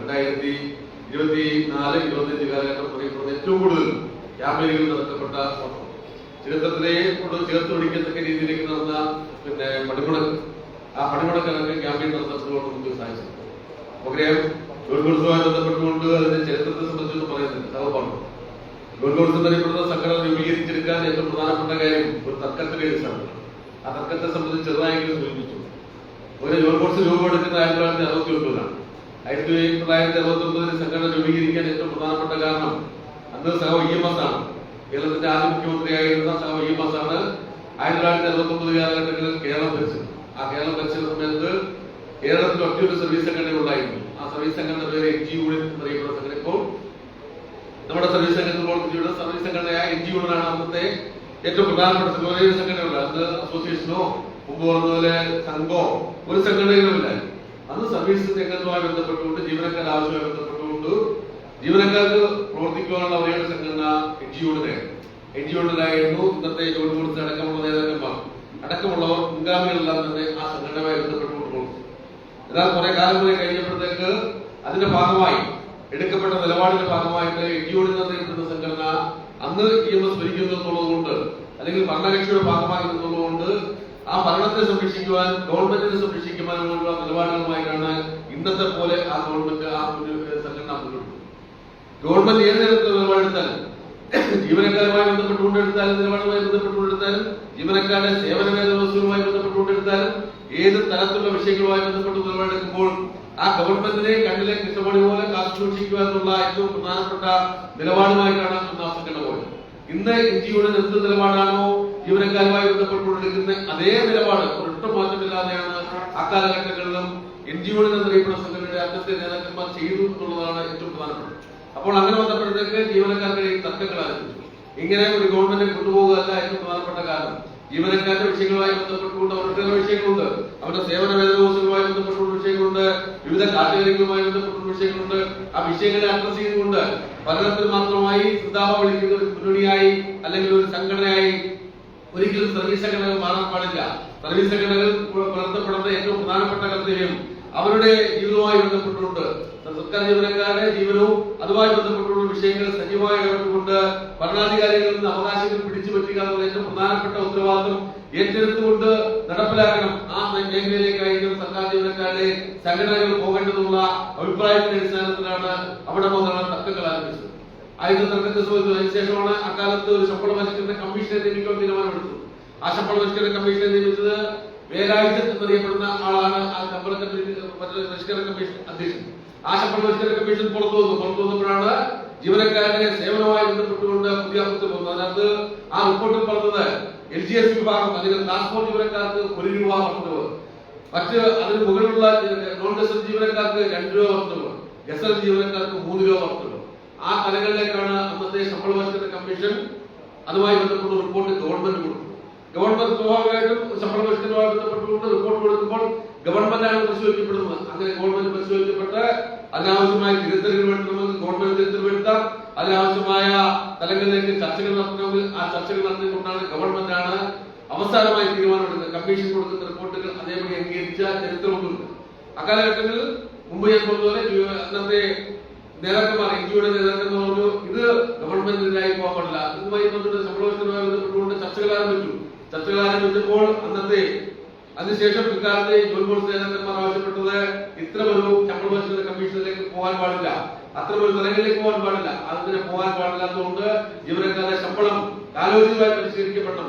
₹1, ₹2, ₹3 എന്ന വർദ്ധനവിലേക്ക് പോകാൻ പാടില്ല. അതുകൊണ്ട് നമ്മൾ ഇതുമായി ബന്ധപ്പെട്ടുകൊണ്ട് സമരത്തിലേക്ക്, പ്രത്യക്ഷ സമരത്തിലേക്ക് ഇറങ്ങണമെന്ന് ആവശ്യപ്പെട്ടുകൊണ്ട് ഒരു വിഭാഗം ജീവനക്കാർ ഇതിന് വലിയ നിഷേധമായി. പക്ഷെ അപ്പോഴും NG യൂണിറ്റ് എന്നറിയപ്പെടുന്ന സെക്രട്ടറി, അദ്ദേഹം എടുത്ത നിലപാട് ഈ ഗവൺമെന്റ് നമ്മുടെ ഗവൺമെന്റാണ്, ആ ഗവൺമെന്റിനെ സംരക്ഷിക്കുക എന്ന് പറയുന്നത് ഈ സർക്കാർ ജീവനക്കാരുടെ കൂടെ കർത്തവ്യമാണ് എന്നുള്ളത് കൊണ്ട് ഗവൺമെന്റിനെതിരായ ഒരു പ്രത്യക്ഷ സമരത്തിലേക്ക് പോകാൻ പാടില്ല. അതുകൊണ്ട് നമുക്കിപ്പോൾ ചെയ്യണമെങ്കിൽ വേലായുധ കമ്മീഷന്റെ ഓഫീസിലേക്ക് മാർച്ച് നടത്താം എന്നുള്ള ഒരു തട്ട് ന്യായമാണ് അന്ന് കാലത്ത് NGO-യുടെ നേതാക്കൾ മുന്നോട്ട് വെച്ചത്. ഇതിൽ പ്രതിഷേധിച്ചുകൊണ്ടാണ് ജോൺകോൺസ് നേതാക്കന്മാർ പുറത്തിറങ്ങി 1969 മെയ് മാസത്തിൽ പുതിയൊരു സംഘടനയ്ക്ക് രൂപം കൊടുത്തു. അംഗസംഘടനകളെ കൂട്ടിച്ചേർത്തുകൊണ്ട് പുതിയൊരു സംഘടനയ്ക്ക് രൂപം കൊടുത്തു. ആ സംഘടനയുടെ പേരാണ് ജോൺകോൺസ് ഓഫ് സ്റ്റേറ്റ് സർവീസ് ഓർഗനൈസേഷൻ എന്നറിയപ്പെടുന്നത്. അന്ന് 20 താഴെയുള്ള സംഘടനകളെ ചേർത്തുകൊണ്ടാണ് സഖാവ് EG ഫ്രാൻസിസും സഖാവ് KN രാമനും ചെയർമാനും സെക്രട്ടറി ജനറൽ സെക്രട്ടറിയുമാണ് സംഘടനയ്ക്ക് രൂപം കൊടുത്തത്. അതിനുശേഷം 1969 ശേഷം ആ ഗവൺമെന്റ് ചില പ്രത്യേക സാഹചര്യത്തിൽ ഇല്ലാതാവുകയും പകരമായി CH കേരളത്തിന്റെ മുഖ്യമന്ത്രിയാവുകയും ചെയ്തു. അതിനുശേഷമാണ് സർവീസ് സെക്രട്ടറിയുടെ ചരിത്രം ആരംഭിക്കുന്നത് ആ കാലഘട്ടങ്ങളാണ്. അതിനുശേഷം ഈ നിലപാടുമായി ബന്ധപ്പെട്ടുകൊണ്ട് ജോൺകോൺസ് മുന്നോട്ട് പോവുകയുണ്ടായി. ഈ ശമ്പള പരിഷ്കരണം അംഗീകരിക്കാൻ പാടില്ലെന്നും ശമ്പള പരിഷ്കരണം കൂട്ടണമെന്നും ആവശ്യപ്പെട്ടുകൊണ്ടുള്ള പ്രക്ഷോഭത്തിന്റെ ഭാവനയിലേക്ക് പോവുകയും ജോൺകോൺസുമായി ബന്ധപ്പെട്ടുകൊണ്ട് ശക്തമായ നിലപാടെടുത്തുകൊണ്ടാണ് ആ കാലഘട്ടങ്ങളിൽ മുതലാണ് സർക്കാർ ജീവനക്കാർക്ക് 5000 കൂടുന്ന ശമ്പള പരിഷ്കരണത്തിലേക്ക് മാറ്റാൻ തീരുമാനമുണ്ട്. ₹1 ₹2 മാറ്റിക്കൊണ്ട് അത് വർദ്ധിച്ചു കൊടുത്തിക്കൊണ്ട് ആ ശമ്പള പരിഷ്കരണ കമ്മീഷനെ പുനഃക്രമീകരിച്ചുകൊണ്ടുള്ള തലങ്ങളിലേക്ക് ജീവനക്കാരെ കേട്ടുകൊണ്ട് ആ തലങ്ങളിലേക്ക് പോകാൻ CH കേരളത്തിന്റെ മുഖ്യമന്ത്രി നേരിടുന്നുണ്ട്. ഒട്ടേറെ മാറ്റങ്ങൾ സിവിൽ സർവീസ് മാത്രമല്ല പൊതുസമൂഹത്തിൽ ഒട്ടേറെ മാറ്റങ്ങൾ ഇന്ന് കേരളത്തിൽ കാണുന്ന ഒട്ടേറെ പൊതുമേഖലാ സ്ഥാപനങ്ങൾ ഒക്കെ കാണുന്ന ശ്രീചിത്ര അടക്കമുള്ള പൊതുമേഖലാ സ്ഥാപനങ്ങൾ ഒട്ടേറെ സ്ഥാപനങ്ങൾ ആരോഗ്യരംഗത്ത്, വിദ്യാഭ്യാസ രംഗത്ത്, സാമൂഹ്യ പരിഷ്കരണ രംഗത്ത് വലിയ മാറ്റങ്ങൾ ഉണ്ടാക്കിയ ഭരണകാലഘട്ടമാണ് CH കാലഘട്ടം. നാം മനസ്സിലാക്കുന്ന അക്കാലത്ത് കേവലം 1.5 ലക്ഷത്തോളം അടുപ്പം ഉണ്ടായിരുന്ന സർക്കാർ ജീവനക്കാരുടെ എണ്ണം CH കേരളത്തിൽ മുഖ്യമന്ത്രിയായ ശേഷം ഒട്ടേറെ സ്ഥാപനങ്ങൾ തുടങ്ങിയതിന്റെ അടിസ്ഥാനത്തിൽ, വിദ്യാഭ്യാസ സ്ഥാപനങ്ങൾ തുടങ്ങിയതിന്റെ അടിസ്ഥാനത്തിൽ അതിൽ നിന്നും 2 ലക്ഷത്തിലധികം ജീവനക്കാരിലേക്ക് കുടിച്ച് 2 ലക്ഷം ജീവനക്കാരെയാണ് CH ഭരണകാലത്ത് സർക്കാർ ജീവനക്കാരായി പുതിയ നിയമിക്കപ്പെട്ടു. അപ്പോഴും ജോൺകോൺസിന്റെ നിലപാട് ഞാൻ മുമ്പ് പറഞ്ഞ സർക്കാർ ജീവനക്കാരുമായി ബന്ധപ്പെട്ടുകൊണ്ടുള്ള നിലപാടിന്റെ അടിസ്ഥാനത്തിൽ അവരുടെ സേവനങ്ങളുമായി ബന്ധപ്പെട്ടുകൊണ്ട് സർക്കാർ ജീവനക്കാരുടെ വിഷയങ്ങൾ ഏറ്റെടുത്തുകൊണ്ട് അക്കാലത്ത് ധീരമായ പോരാട്ടം നടത്തപ്പെട്ട സംഘടനയാണ് ജോൺകോൺസ് എന്നറിയപ്പെടുന്നത്. ഞാൻ കൂടുതലായി പറഞ്ഞു പോകുന്നില്ല. അന്ന് ആ കാലഘട്ടങ്ങൾ തുടങ്ങി ഈ കാലഘട്ടം വരെ ജോൺകോൺസിൽ ഒരേ ഒരു നിലപാട് മാത്രമേ എടുത്തുള്ളൂ. നമ്മളിപ്പോ ഈ സമരത്തെ സംബന്ധിച്ച് ഈ വർഷം ജനുവരി 22 നടന്ന പണിമുടക്ക് കേരളത്തിന്റെ ചരിത്രത്തിൽ ഒരു സംഘടന ഒറ്റയ്ക്ക് നടത്തപ്പെട്ട സമരം എന്നറിയപ്പെടുന്നത് വലിയ ചരിത്രമാണ്. അതുപോലെ 2013 നമ്മൾ സമരം നടത്തിയതാണ്. ഇന്നത്തെ NGO-യോടൊപ്പം ചേർന്ന് ബംഗാൾ കമ്മീഷനെതിരായിട്ട് നമ്മൾ പോരാട്ടം നടത്തിയ സംഘടനയാണ്.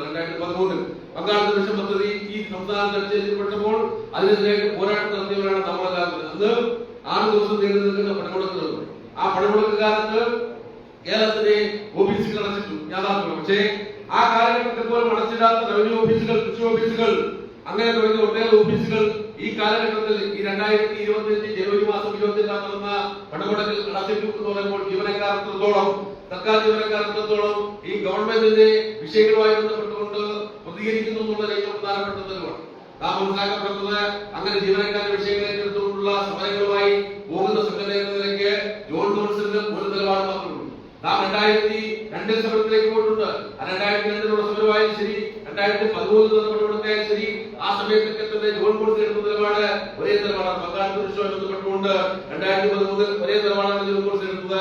ബംഗാൾ കമ്മീഷൻ പദ്ധതി അവസാനിപ്പിച്ചുകൊണ്ട് പുതിയ പെൻഷൻ സംവിധാനത്തിലേക്ക് സർക്കാർ ജീവനക്കാരെ മടക്കി കൊണ്ടുവന്നു. 2025 കാലഘട്ടത്തിലാണ് നാം ഇപ്പോഴും ഉയർത്തപ്പെടുന്ന മുദ്രാവാക്യം അത് ഒന്നുമാത്രമാണ്. കഴിഞ്ഞ 13 മുതൽ 25 വരെ വിളിക്കപ്പെട്ട മുദ്രാവാക്യം ഒരേ മുദ്രാവാക്യമാണ്. അതിൽ നിന്ന് നമ്മൾ ഒരു തരത്തിലും വെള്ളം ചേർക്കാൻ തയ്യാറായിട്ടില്ല. 2013, 2014, 2015 നമ്മളോടൊപ്പം നിന്ന് പങ്കാളിത്തത്തിനെതിരായിട്ട് പോരാട്ടം നടത്തിയ സംഘടന ഇപ്പോൾ ആ മുദ്രാവാക്യം മറന്നുകൊണ്ട് ആ മുദ്രാവാക്യത്തിൽ മാറിക്കൊണ്ട് മുമ്പ് 1969 കാലഘട്ടങ്ങളിൽ EMS സർക്കാരിനെ എങ്ങനെയാണോ കാത്തു സൂക്ഷിച്ചത് അതുപോലെ തന്നെ ഇവിടുത്തെ ഇടതുപക്ഷ മുന്നണിയുടെ ഗവൺമെന്റിനെ കാത്തു സൂക്ഷിക്കുവാൻ ഇന്ന് NGO ഉണ്ടാകാറുണ്ട്. അവർ മുദ്രാവാക്യത്തിൽ പെരുമാറ്റി.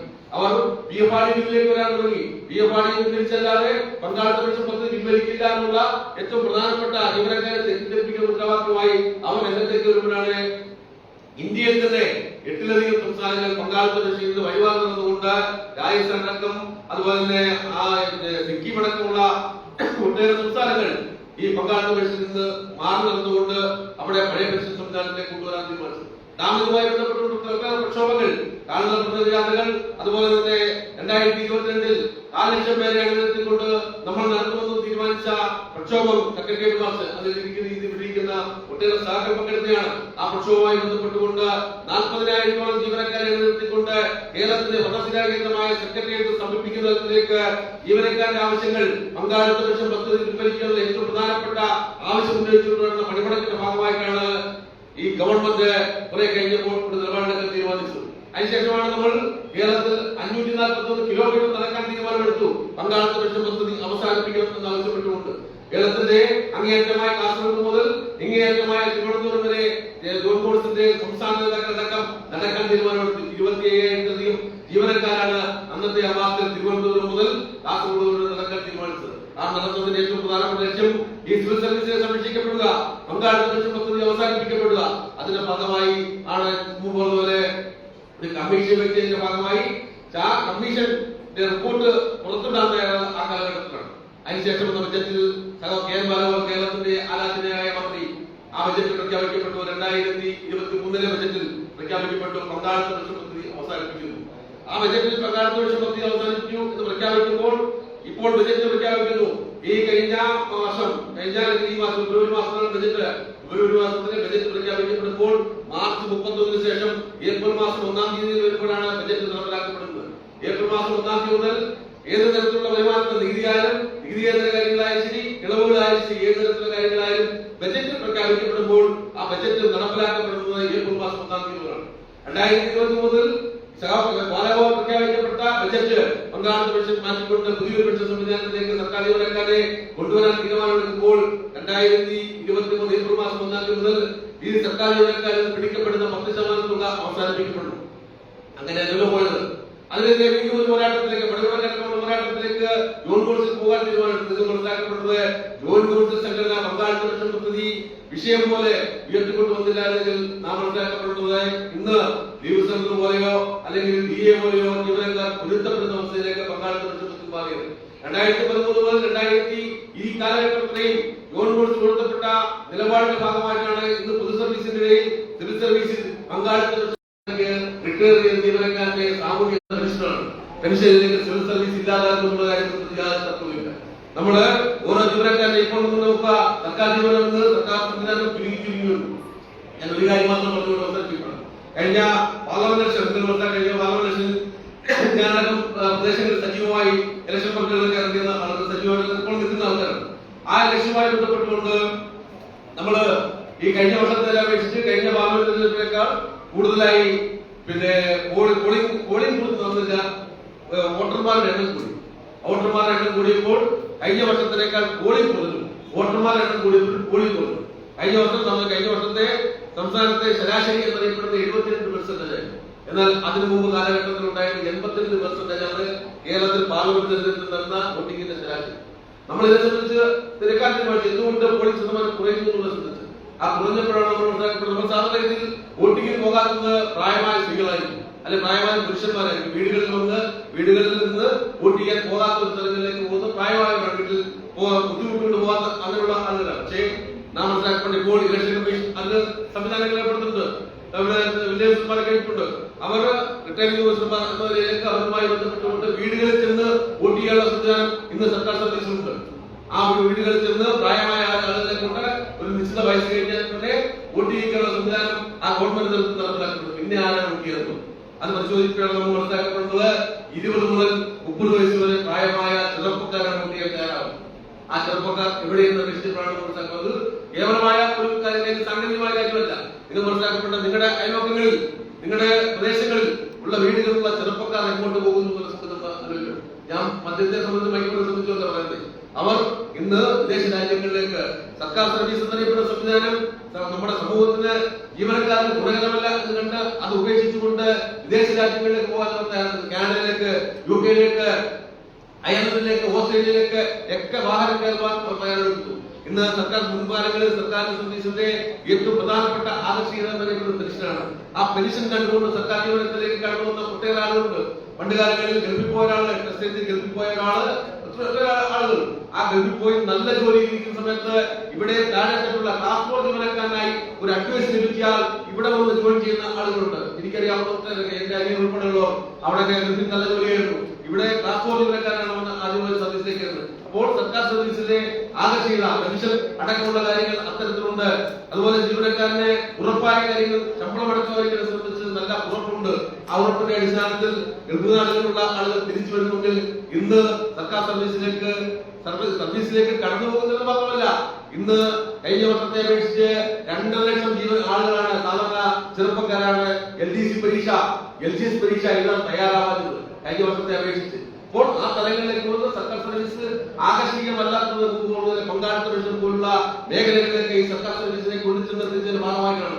അതുകൊണ്ട് ഇപ്പം കൂടുതൽ ഡി അടക്കം ദിവസങ്ങളടക്കം സർക്കാർ ജീവനക്കാരന് കിട്ടേണ്ടുന്ന ഒട്ടനവധി ആനുകൂല്യങ്ങൾ ഇല്ലാതെ ചെയ്യുന്ന കാലഘട്ടങ്ങളിൽ സ്വാഭാവികമായിട്ടും സർക്കാർ സർവീസിനെ മുഖത്തിരിക്കുന്നതിലേക്ക് ചെറുപ്പക്കാർക്ക് നിന്നും അങ്ങനെ വരുമ്പോഴാണ് ഞാൻ മുമ്പ് പറഞ്ഞത് ഇന്ന് സർക്കാർ സർവീസിലേക്ക് കടന്നു വരുന്നില്ല. ആ ചെറുപ്പക്കാരെല്ലാം തന്നെ വിദേശ രാജ്യങ്ങളിലേക്ക് കടന്നു വരുന്ന അവർ വിദേശ രാജ്യങ്ങളിലേക്ക് പോകുമ്പോൾ ഉണ്ടാകുന്ന മറ്റൊരു അപകടം, ഈ രാജ്യത്ത് നമ്മുടെ നാട്ടിൽ ഉണ്ടാകേണ്ടുന്ന അവരുടെ ഭൗതികപരമായ കഴിവ്, അവരുടെ വൈജ്ഞാനികപരമായ കഴിവ് ഈ നാട്ടിൽ ഉപയോഗിക്കപ്പെടുന്നത് വിദേശ രാജ്യങ്ങളിൽ അമേരിക്ക പോലുള്ള UK പോലുള്ള രാജ്യങ്ങളിൽ കുറിച്ചെന്ന് ഉപയോഗിച്ചുകൊണ്ട് ആ തലങ്ങളിലേക്ക് പോകുന്നു. അവർ പോകുമ്പോൾ മറ്റൊരു കാര്യം പഠിച്ചിട്ടുണ്ട്. സ്വാഭാവികമായിട്ടും നമുക്കറിയാം, നമ്മുടെ അയൽവക്കങ്ങളിൽ ഏതെങ്കിലും വിദേശ രാജ്യങ്ങളിലേക്ക് ഒരു ചെറുപ്പക്കാരൻ പോയി കഴിഞ്ഞാൽ സംഭവിക്കുന്നത് അവിടെ തന്നെ സെറ്റ് ആവുമോ, ഏതെങ്കിലും ഒരു പെൺകുട്ടിയെ അവിടെ തന്നെ കണ്ടെത്തി അവിടെ തന്നെ സെറ്റ് ആവുന്ന തലങ്ങളിലേക്കാണ് ഒരു 90% പോകുന്നത്. ചുരുക്കം ആളുകളാണ് തിരിച്ചുകൊണ്ടിരുന്നത്. പിന്നെ ചെയ്ത് അവൻ അവന്റെ രക്ഷകർത്താക്കളെ കൂടെ കൊണ്ടുപോകുന്നു, തിരിച്ചു കൊണ്ടുപോകുന്നു. അവൻ രക്ഷകർത്താക്കളെ കൊണ്ടുപോകുന്നത് വേറെ ഒന്നുമില്ല, രക്ഷകർത്താക്കളെ നോക്കാനുള്ള കൊണ്ടുപോകുന്നത് അവിടെ ഏറ്റവും കൂടുതൽ ജോലി സാധ്യതയുള്ള അല്ലെങ്കിൽ ഏറ്റവും കൂടുതൽ ജോലി ചിലവുള്ളത് കുട്ടികളെ നോക്കാനാണ്. ആ കുട്ടികളെ നോക്കാൻ വേണ്ടിയിട്ട് രക്ഷകർത്താക്കൾ കൂടെ ഈ പോകുന്ന ആളുകൾ കൊണ്ടുപോകുമ്പോഴത്തേക്ക് ആ വീടുകളിലെല്ലാം നിന്ന് നമ്മൾ മനസ്സിലാക്കപ്പെട്ട കോട്ടയം പോലുള്ള പ്രദേശങ്ങളിൽ വ്യാപകമായ രീതിയിൽ വീടുകൾ അടച്ചിടപ്പെടുന്നു. അങ്ങനെ അടച്ചിടപ്പെടുന്ന കാര്യം ഈ മുമ്പ് നമ്മുടെ സിവിൽ സർവീസിന്റെ അപജയമാണ്. നാം നടത്തപ്പെട്ട 2023 നടത്തപ്പെട്ട കാലപ്രതിയാത അതിനുവേണ്ടി സിവിൽ സർവീസിനെ സംരക്ഷിക്കാൻ വേണ്ടിയിട്ടുള്ള കാലപ്രതിയാണ്. ഈ അടക്കം ന്യൂസുകളടക്കം സർക്കാർ സർവീസ് ചുരുങ്ങി പോകുന്നു, സർക്കാർ സർവീസ് ആകർഷകമല്ലാതായി പോകുന്നതിന്റെ വലിയ അപകടം ഇന്നത്തെ സിവിൽ സർവീസ് മുഖം നേരിടുന്നുള്ള കാര്യം തത്വമല്ല.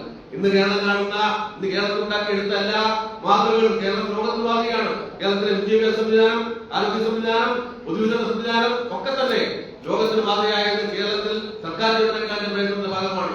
57 മുതൽ ഈ കാലഘട്ടം വരെയുള്ള സർക്കാർ സംവിധാനത്തിന്റെ ഭാഗമായിട്ടുണ്ടാക്കിയ നേട്ടങ്ങളിലെല്ലാം ഏറ്റവും പ്രധാനപ്പെട്ട ഉത്തരവാദിത്വം സർക്കാർ ജീവനക്കാരാണ്. നമ്മുടെ വിദ്യാഭ്യാസ സംവിധാനം ലോകത്തിന് മാതൃകയായത് അധ്യാപകരുടെ പ്രവർത്തനത്തിന്റെ ഭാഗമാണ്. നിപ്പയും കോവിഡും പോലുള്ള മഹാമാരികൾ ഈ കേരളത്തിൽ പടർന്നു പിടിച്ചപ്പോൾ ലോകത്തിന് മുമ്പിൽ പകച്ചിരുന്ന പല രാജ്യങ്ങളിൽ നിന്നപ്പോൾ കേരളം പകച്ചിരുന്നില്ല. കാര്യം കേരളത്തിലെ സുശക്തമായ ആരോഗ്യ സംവിധാനമാണ് കേരളത്തിലുള്ളത്. റവന്യൂ ജീവനക്കാർ പ്രളയകാലത്ത് കോവിഡ് കാലത്ത് എടുക്കപ്പെട്ട റിസ്ക് അവരുടെ മേഖലയിൽ ഉപയോഗിക്കപ്പെട്ട രീതിയിൽ നന്നായി ഉപയോഗിക്കപ്പെട്ടു. പഞ്ചായത്ത് ജീവനക്കാർ അടക്കമുള്ളവർ അങ്ങനെ ആ മേഖലയിൽ ആ സർക്കാർ സർവീസ് അങ്ങനെ ആയതുകൊണ്ടാണ് ആ തലങ്ങളിലേക്ക് പോകുന്നത്. കേരളം കാണുന്ന രീതിയിലേക്ക് എത്തപ്പെട്ടതിന്റെ ഏറ്റവും പ്രധാനപ്പെട്ട ഉത്തരവാദികൾ ഇന്ന് ഈ സിവിൽ സർവീസ് ജോലി സർക്കാർ ജീവനക്കാർ. പക്ഷേ ആ സർക്കാർ ജീവനക്കാരെ കണ്ടില്ലെന്നും തലങ്ങളിലേക്ക് ഈ ഗവൺമെന്റ് പോകുമ്പോൾ നമ്മുടെ മുമ്പിൽ മറ്റൊരു മാർഗമില്ല, പോരാട്ടമല്ലാതെ. നമുക്ക് കിട്ടാവുന്ന DA സംബന്ധിച്ച്, നമുക്ക് കിട്ടാവുന്ന ന്യൂസിനെ സംബന്ധിച്ച്, നമുക്ക് കിട്ടാനുള്ള ആനുകൂല്യങ്ങളെ സംബന്ധിച്ച് വ്യക്തമായ കാഴ്ചപ്പാടുള്ളവരാണ് സർക്കാർ ജീവനക്കാർ. മനസ്സിലാക്കപ്പെട്ട നമ്മൾ 28 പണിമുടക്ക്, ആ പണിമുടക്കിൽ സഹം പറഞ്ഞു, ആ പണിമുടക്ക് തുടങ്ങിയ കാലങ്ങളിൽ സമയത്ത് വലിയ പ്രതിരോധം യൂണിറ്റുണ്ടായി. അവർ ഫേസ്ബുക്കുകളിൽ, വാട്സാപ്പുകളിൽ, പരസ്യമായ മീഡിയസിലെല്ലാം എഴുതി നമ്മൾ കുലകുത്തികളാണ്, നമ്മൾ വർഗവഞ്ചകരാണ്. ആ വർഗവഞ്ചകരാണെന്നുള്ളത് സംബന്ധിച്ച് തിരിച്ചറിയപ്പെടും. നമ്മളെല്ലാം വർഗവഞ്ചകർ. നമ്മൾ പ്രതികാരം ചെയ്യുന്ന വിഭാഗം സർക്കാർ ജീവനക്കാരാണ്. ഞാനും നിങ്ങൾ സർക്കാർ ജീവനക്കാരാണ്. ആ സർക്കാർ ജീവനക്കാരൻ അറിയപ്പെടുന്ന തൊഴിലാളി വർഗത്തെ പ്രതിദാനം ചെയ്യുന്ന സംഘടനയാണ് ജോയിന്റ് കൗൺസിൽ. അങ്ങനെ സംഘടനയാണ് NGO അല്ലെങ്കിൽ NGO അസോസിയേഷൻ. ഈ സംഘടനകളെല്ലാം പ്രതിദാനം ചെയ്യുന്നത് ജീവനക്കാരെയാണ്. ആ ജീവനക്കാരെ ആവശ്യങ്ങളുമായി ബന്ധപ്പെട്ടുകൊണ്ടുള്ള പ്രധാനപ്പെട്ട ആവശ്യങ്ങളുമായി ബന്ധപ്പെട്ടുകൊണ്ട് ഉദ്യോഗാർത്ഥം ബന്ധപ്പെട്ട സംഘടനകളാണ് ഈ സംഘടനകളെല്ലാം തന്നെ. അപ്പോൾ നമ്മൾ മുമ്പ് ഞാൻ പറഞ്ഞ പോലെ നമ്മൾ ഉയർത്തുന്ന മുദ്രാവാക്യം ജീവനക്കാരുമായി ബന്ധപ്പെട്ട മുദ്രാവാക്യമാണ്. നമ്മൾ ഉയർത്തപ്പെടുന്ന ജീവനക്കാരുടെ ആവശ്യമായി ബന്ധപ്പെട്ടുകൊണ്ട് പങ്കാളിത്ത അടക്കം DA അടക്കം ദിവസങ്ങളടക്കം സർക്കാർ ജീവനത്തിലാക്കി കൊണ്ടുവന്നും പുതിയ ആവശ്യത്തിന് വേണ്ടിയിട്ടുള്ളവർ ആ പണിമുടക്കിലേക്ക് പോയത്. ഒരാവശ്യവും പുതിയതായിട്ടില്ല. ജീവനക്കാരുമായി ബന്ധപ്പെട്ടുകൊണ്ട് പുതിയ ആവശ്യത്തിന് നമ്മൾക്ക് കാലാകാലങ്ങളിൽ മുൻകാലങ്ങളിൽ കിട്ടിക്കൊണ്ടിരുന്ന അവകാശങ്ങൾ പുനഃസ്ഥാപിക്കാനുള്ള പോരാട്ടത്തിന്റെ ഭാഗമായിട്ടാണ് നമ്മൾ സമരത്തിലേക്ക് പോയത്. ആ സമരത്തെയാണ് കുലകുത്തികളെന്നും വർഗവഞ്ചകരെന്നും വിളിച്ചുകൊണ്ട് ആക്ഷേപിക്കാൻ തീരുമാനമെടുത്തത്. അതിന്റെ ചരിത്രം എന്താ? അങ്ങനെയാണോ നമ്മൾ തീരുമാനിക്കണം? നമ്മളില്ല. ഈ ഗവൺമെന്റ്, ഇടതുപക്ഷ മുന്നണിയുടെ ഗവൺമെന്റ് വീണ്ടും ഒരു പ്രസ്ഥാനത്തിലേക്ക് വന്നു. നാം മനസ്സിലാക്കേണ്ടത് 2002 ആന്റണി കേരളം ഭരിച്ചു. ആ ആന്റണി കേരളം ഭരിച്ചത് ചരിത്രപരമായ ഭൂരിപക്ഷത്തിലാണ്. ഞാൻ കൂടുതൽ പറഞ്ഞല്ലോ, ചരിത്രപരമായ ഭൂരിപക്ഷത്തിൽ 101 സീറ്റ് ഒരു കക്ഷിക്കും കിട്ടാത്ത സീറ്റാണ്. അക്കാലഘട്ടങ്ങളിൽ 101 സീറ്റ് ഭൂരിപക്ഷത്തിലാണ് ശ്രീമാൻ AK ആന്റണി കേരളത്തിലെ മുഖ്യമന്ത്രിയാണ്. ആ മുഖ്യമന്ത്രിയായ ശേഷം കേരളത്തിന്റെ രാഷ്ട്രീയ ചരിത്രത്തിൽ ഏറ്റവും പ്രധാനപ്പെട്ട ഉത്തരവുകളുമായി ബന്ധപ്പെട്ടുകൊണ്ട് സർക്കാർ ജീവനക്കാരനെ ഹനിക്കുന്ന 28 ഉത്തരവുകളാണ് ആ കാലഘട്ടങ്ങളിൽ AK ആന്റണി പുറത്തിറക്കപ്പെട്ടത്.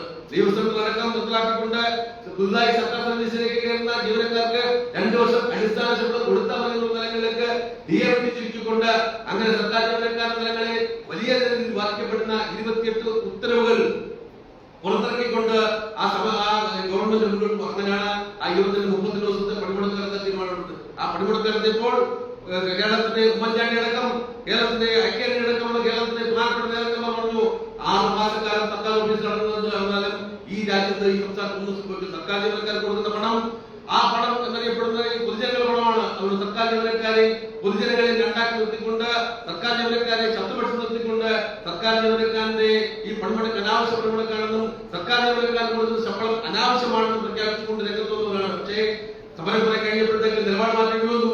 ആ പൊതുജനങ്ങളടക്കമുള്ള സർക്കാർ ജീവനക്കാരന്റെ വിഷയങ്ങൾ ഇടപാട് തുടങ്ങി. ഇടപെട്ടതിന്റെ ഭാഗമായി ആ പണിമുടക്ക് അവസാനിപ്പിക്കപ്പെട്ടു. അതിന് ആ കാലഘട്ടങ്ങളിൽ വന്ന കറുത്ത ഉത്തരവുകൾ സർക്കാർ ജീവനക്കാരെ ഏറ്റവും പ്രധാനപ്പെട്ട ബാധിക്കുന്ന വിഷയമാണ്. അതിനുശേഷമാണ് VS അച്യുതാനന്ദൻ കേരളത്തിന്റെ മുഖ്യമന്ത്രിയായത്. VS അച്യുതാനന്ദൻ അക്കാലത്ത് ബംഗാൾ കമ്മീഷൻ തുടങ്ങണം എന്ന് AK ആന്റണി പ്രഖ്യാപിച്ച ആ ഉത്തരവിനെ മാറ്റിവെച്ചുകൊണ്ട് ജീവനക്കാരുമായി ചേർന്ന ഗവൺമെന്റാണ് VS അച്യുതാനന്ദൻ ഗവൺമെന്റ്. ആ ഗവൺമെന്റ് ഒരുപക്ഷെ തുടർച്ച കിട്ടിയത്. എന്തുകൊണ്ട് തുടർച്ച കിട്ടിയില്ല എന്ന് വെച്ച് കഴിഞ്ഞാൽ CPM അറിയപ്പെടുന്ന പാർട്ടിക്കകത്തുണ്ടായിരുന്ന ആഭ്യന്തര വിഷയത്തിന്റെ അടിസ്ഥാനത്തിലാണ് ആ ഗവൺമെന്റ് ഒരു ഭരണ തുടർച്ചയിലേക്ക് പോകാഞ്ഞത്. ഇത് മനസ്സിലാക്കപ്പെട്ട 1500 താഴെ വോട്ടുകൾക്കാണ് ഒരു 6 സീറ്റുകൾ നഷ്ടമാക്കുന്നത്. 100 വോട്ട് 120 വോട്ട് നമ്മുടെ തൊട്ടടുത്തുമായി തിരുവനന്തപുരം ആ നികേതിനെയും പാഠശാലയും ഒക്കെ തോന്നുന്നത് 200-300 വോട്ടിന്റെ അടിസ്ഥാനത്തിലാണ് തോന്നപ്പെട്ടത്.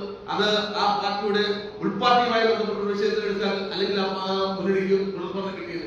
അതിനുശേഷം ഉമ്മൻചാണ്ടി അധികാരത്തിലേക്ക് വന്നത് 2013 കേരളത്തിലെ മുഖ്യമന്ത്രിയായ ഉമ്മൻചാണ്ടി വന്നുകൊണ്ട് ബംഗാൾ കമ്മീഷൻ പദ്ധതി അടിച്ചേൽപ്പിക്കപ്പെട്ടു. സൽമാൻ മുമ്പ് 2002 നടപ്പിലാക്കപ്പെട്ട വിഷയത്തിന്റെ ഭാഗമായി സർക്കാർ ജീവനക്കാർ ഒന്നടങ്കം ആ ഗവൺമെന്റിനായി 101 സീറ്റ് മേടിച്ചുകൊണ്ട് അധികാരത്തിൽ വന്ന ആ ഗവൺമെന്റാണ് പരാജയത്തിലേക്ക് കൂട്ടിക്കൊണ്ടു പോയത്. ഇത് മനസ്സിലാക്കപ്പെട്ടത് ആ 2001 ശേഷം 2006 ഇവിടെ ഒരു പാർലമെന്റ് നടക്കുകയുണ്ടായി. ആ പാർലമെന്റ് തെരഞ്ഞെടുപ്പിന്റെ ഭാഗമായിട്ട് ഇത് മനസ്സിലാക്കപ്പെടുന്നത് ഒറ്റ കൈപ്പത്തിച്ചിരുന്ന് മത്സരിച്ച് ജയിച്ച ഒരാളും ആ 2006 ഇലക്ഷനിലായിരുന്നു. കൈപ്പത്തിച്ചിരുന്ന് മത്സരിച്ച ഒരാളും ആകെ 18 സീറ്റാണ് ഇടതുമുന്നണി കിട്ടിയത്. ഒരു സീറ്റ് BJP മുന്നണി കിട്ടി, ഒരു സീറ്റ് മുസ്ലിം ലീഗ് കിട്ടി. അതൊഴികെ ഒറ്റയാളും കൈപ്പത്തിച്ചിരുന്ന് മത്സരിച്ച ഒരാൾ പോലും പാർലമെന്റിലേക്ക് കടന്നു ചെല്ലാൻ പറ്റിയില്ല. കാരണം അന്ന് സർക്കാർ ജീവനക്കാരുമായി ഈ ഗവൺമെന്റ് എടുക്കുന്ന നിലപാടിന്റെ ഭാഗമായിട്ടാണ്. സർക്കാർ ജീവനക്കാർ 5 ലക്ഷത്തിൽ വരുന്ന സർക്കാർ ജീവനക്കാരും അവരുടെ കുടുംബാംഗങ്ങൾ എടുക്കുന്ന നിലപാടിന്റെ ഭാഗമായിട്ടാണ് ഉമ്മൻചാണ്ടി നടപ്പിലാക്കപ്പെട്ട് ബംഗാൾ കമ്മീഷൻ പദ്ധതി. ആ ഗവൺമെന്റ് ഭരണ തുടർച്ച ഉണ്ടാക്കുന്നായിരുന്നു ആ കാലഘട്ടത്തിലെ ഏറ്റവും പ്രധാനപ്പെട്ട വിലയിരുത്തത് ഉണ്ടായിരുന്നു. മാത്രമല്ല ബംഗാൾ കമ്മീഷൻ പദ്ധതിക്കെതിരായിട്ടുള്ള വലിയ വികാരം ജീവനക്കാർക്കിടയിലൂടെ ആ ഗവൺമെന്റ് അവസാനിപ്പിക്കപ്പെട്ടു. ഒന്നാം പിണറായി ഗവൺമെന്റ് ഇടതുപക്ഷ മുന്നണി ഗവൺമെന്റ് വന്നു. അന്ന് ഞാൻ മുമ്പ് കോവിഡ് അടക്കം നിപ്പ അടക്കം പ്രളയമടക്കം വലിയ ദുരന്തങ്ങളെ തരണം ചെയ്ത ഗവൺമെന്റാണ്. ആ ഗവൺമെന്റ് ആ ദുരന്തങ്ങൾ തരണം ചെയ്യുമ്പോഴും നമ്മൾ ഓഫീസുകൾ അടച്ച് വീടുകൾ അടച്ച് വീടിനുള്ളിൽ ഇരുന്നപ്പോഴും സർക്കാർ ജീവനക്കാരന് കൃത്യമായ പണം കൊടുക്കാൻ തീരുമാനിച്ച ഗവൺമെന്റാണ്. ശമ്പളം കൊടുക്കാൻ തീരുമാനിച്ച ഗവൺമെന്റാണ്. എല്ലാ ആനുകൂല്യങ്ങളും കൊടുക്കാൻ തീരുമാനിച്ച ഗവൺമെന്റ് 90 ദിവസത്തേക്കും ഓഫീസിൽ അടച്ചിട്ടുണ്ട്, വീടടച്ചിട്ടുണ്ട്. നമ്മളില്ല ഇതിന്റെ ആ സമയത്ത് നമുക്ക് കൃത്യമായി ശമ്പളം തന്നല്ലോ. 2019 പുതിയ ശമ്പള പരിഷ്കരണ കമ്മീഷൻ നിയമിക്കുകയുണ്ടായി. ആ ശമ്പള പരിഷ്കരണ കമ്മീഷൻ നിയമിച്ചുകൊണ്ട് പുതിയ ശമ്പള പരിഷ്കരണത്തിന്റെ ആനുകൂല്യങ്ങൾ സർക്കാർ ജീവനക്കാർക്ക് ലഭ്യമായി. ആ കാലഘട്ടങ്ങളിൽ ഇത്രത്തോളം ദുരന്തങ്ങൾ ഉണ്ടായിട്ട് പോലും വലിയ സാമ്പത്തിക തകർച്ച ഈ സംസ്ഥാനത്ത് ഉണ്ടായിട്ട് പോലും അതിനെല്ലാം മറികടന്നുകൊണ്ട് സർക്കാർ ജീവനക്കാരെ സംരക്ഷിക്കുവാൻ ഈ ഗവൺമെന്റ് തീരുമാനമെടുത്തു. അങ്ങനെ വന്നപ്പോഴത്തെ ഈ ഗവൺമെന്റ് തുടർഭരണത്തിലേക്ക് വന്നു. ഈ ഗവൺമെന്റ് തുടർഭരണത്തിലേക്ക് വന്നു. ആ തുടർഭരണത്തിലേക്ക് വന്ന് അടുത്ത ഘട്ടമാണ് 2021 മുതൽ 2026 വരെ ഈ ഗവൺമെന്റാണ് ഭരിക്കപ്പെട്ടത്. പക്ഷേ ഇപ്പോൾ ഗവൺമെന്റ് എടുക്കുന്ന നിലപാടുകൾ ചർച്ച ചെയ്യപ്പെടുന്നതല്ലേ? ഇപ്പോൾ ഗവൺമെന്റ് എടുക്കുന്ന സർക്കാർ ജീവനക്കാരുമായി എടുക്കുന്ന നിലപാട് ചർച്ച ചെയ്യപ്പെടുന്നതാണ്. ആ ജീവനക്കാരുടെ സാമൂഹ്യ മേഖലകളിൽ സാമ്പത്തിക മേഖലകളിൽ ഇന്നുണ്ടാകുന്ന വലിയ മാന്ദ്യം, ആ മാന്ദ്യത്തെ സംബന്ധിച്ച് ചർച്ച ചെയ്യപ്പെട്ട ജീവനക്കാർക്ക് കിട്ടുന്ന ആനുകൂല്യങ്ങൾ ചർച്ച ചെയ്യപ്പെടണം. അതുകൊണ്ടാണ് ഗവൺമെന്റ് സമരവുമായി ബന്ധപ്പെട്ടുകൊണ്ടിരുന്നത്. ഗവൺമെന്റ് പണിമുടക്ക് നടത്തിയപ്പോൾ ഒരു ഓർമ്മപ്പെടുത്തലാണ്. സർക്കാർ ജീവനക്കാരുടെ മേഖലകളിൽ ആനുകൂല്യങ്ങൾ കിട്ടാറുണ്ട്. സർക്കാർ ജീവനക്കാരുടെ വലിയ പ്രതിഷേധത്തിലാണ്. ആ പ്രതിഷേധം പലതവണ തെളിയിച്ചിട്ടുണ്ട്. അങ്ങനെ ഒരു പ്രതിഷേധത്തിലേക്ക് വീണ്ടും ഈ ഗവൺമെന്റ് കൊണ്ടുപോകാൻ പാടില്ല. സർക്കാർ ജീവനക്കാർക്ക് കിട്ടുന്ന നൂറുകണക്കിനുള്ള ആനുകൂല്യങ്ങൾ കൃത്യമായി കൊടുത്തു തീർക്കപ്പെടണം. അങ്ങനെ കൊടുത്തു തീർത്താൽ മാത്രമേ ഈ ഗവൺമെന്റ് തുടർഭരണത്തിലേക്ക് വരാൻ പാടുള്ളൂ. അങ്ങനെ വേണ്ടമായി വീണ്ടും നമ്മൾ ആഗ്രഹിക്കപ്പെടുന്നത് ഒരു ഇടതുമുന്നണി ഗവൺമെന്റ് വരണം. AK ആന്റണിയുടെയും ഉമ്മൻചാണ്ടിയുടെ കാലഘട്ടത്തിലേക്ക് കേരളത്തിലെ സിവിൽ സർവീസിനെ തിരിച്ചു നടത്താൻ പാടില്ല. അക്കാലത്തെ നിയമനിർവഹണം അടക്കം നടപ്പിലാക്കിക്കൊണ്ട് കേരളത്തിലെ സിവിൽ സർവീസ് ചുരുക്കാൻ തീരുമാനിച്ചവരാണ്. ദിവസത്തെ ഇല്ലാതാക്കാൻ തീരുമാനിച്ചവരാണ്, പങ്കാളിത്ത പദ്ധതി നടപ്പിലാക്കിയവരാണ്. അതുകൊണ്ട് ഈ ഗവൺമെന്റ് അത്തരത്തിലുള്ള UDF-ന്റെ ഗവൺമെന്റ് ഈ കേരളത്തിൽ അധികാരത്തിൽ വരാൻ പാടില്ല. അതുകൊണ്ട് ഈ ഗവൺമെന്റ് ഭരണം തുറച്ചു കിട്ടണം. അങ്ങനെ തുറച്ചു കിട്ടണമെങ്കിൽ സർക്കാർ ജീവനക്കാരനെ കണ്ടം ധരിക്കുന്ന, സർക്കാർ ജീവനക്കാരന്റെ സേവന വ്യവസ്ഥയിൽ ഇടപെട്ടുകൊണ്ട് സർക്കാർ ജീവനക്കാരനെ കൂടെ ചേർത്ത് പിടിക്കപ്പെടുന്ന ഒരു പക്ഷ ഗവൺമെന്റ് ഈ ഗവൺമെന്റ്മാരെ ഓർമ്മപ്പെടുത്തലാണ്. ആ ഓർമ്മപ്പെടുത്തലാണ്. അങ്ങനെ ജീവനക്കാരനെ തിരുത്തണമെന്ന് വിചാരിക്കുവാനും ഗവൺമെന്റ് ഈ ആനുകൂല്യം കൊടുക്കാണമെന്നും ഗവൺമെന്റ് മനസ്സിലാക്കണമെന്നുള്ള ഒരു തരത്തിലേക്കാണ് ആ പണിമുടക്കിലേക്ക് പോകുന്നത്. പണിമുടക്ക് സർക്കാർ ജീവനക്കാരെ ഏറ്റെടുത്തല്ലോ. 60% ജീവനക്കാർ ഏറ്റെടുത്തുകൊണ്ട് പണിമുടക്ക് വലിയ വിജയമായി തീർന്നു. പക്ഷേ ആ പണിമുടക്കിൽ ഇപ്പോഴും ഗവൺമെന്റ് ഇപ്പോഴും ആ തലങ്ങളിൽ നിൽക്കാൻ തയ്യാറാവുന്നില്ല. സർക്കാർ ജീവനക്കാരന് കൊടുക്കേണ്ട ആനുകൂല്യങ്ങൾ കൃത്യമായി കൊടുത്തേ മതിയാവും. ശമ്പള നിലപാടെടുത്ത്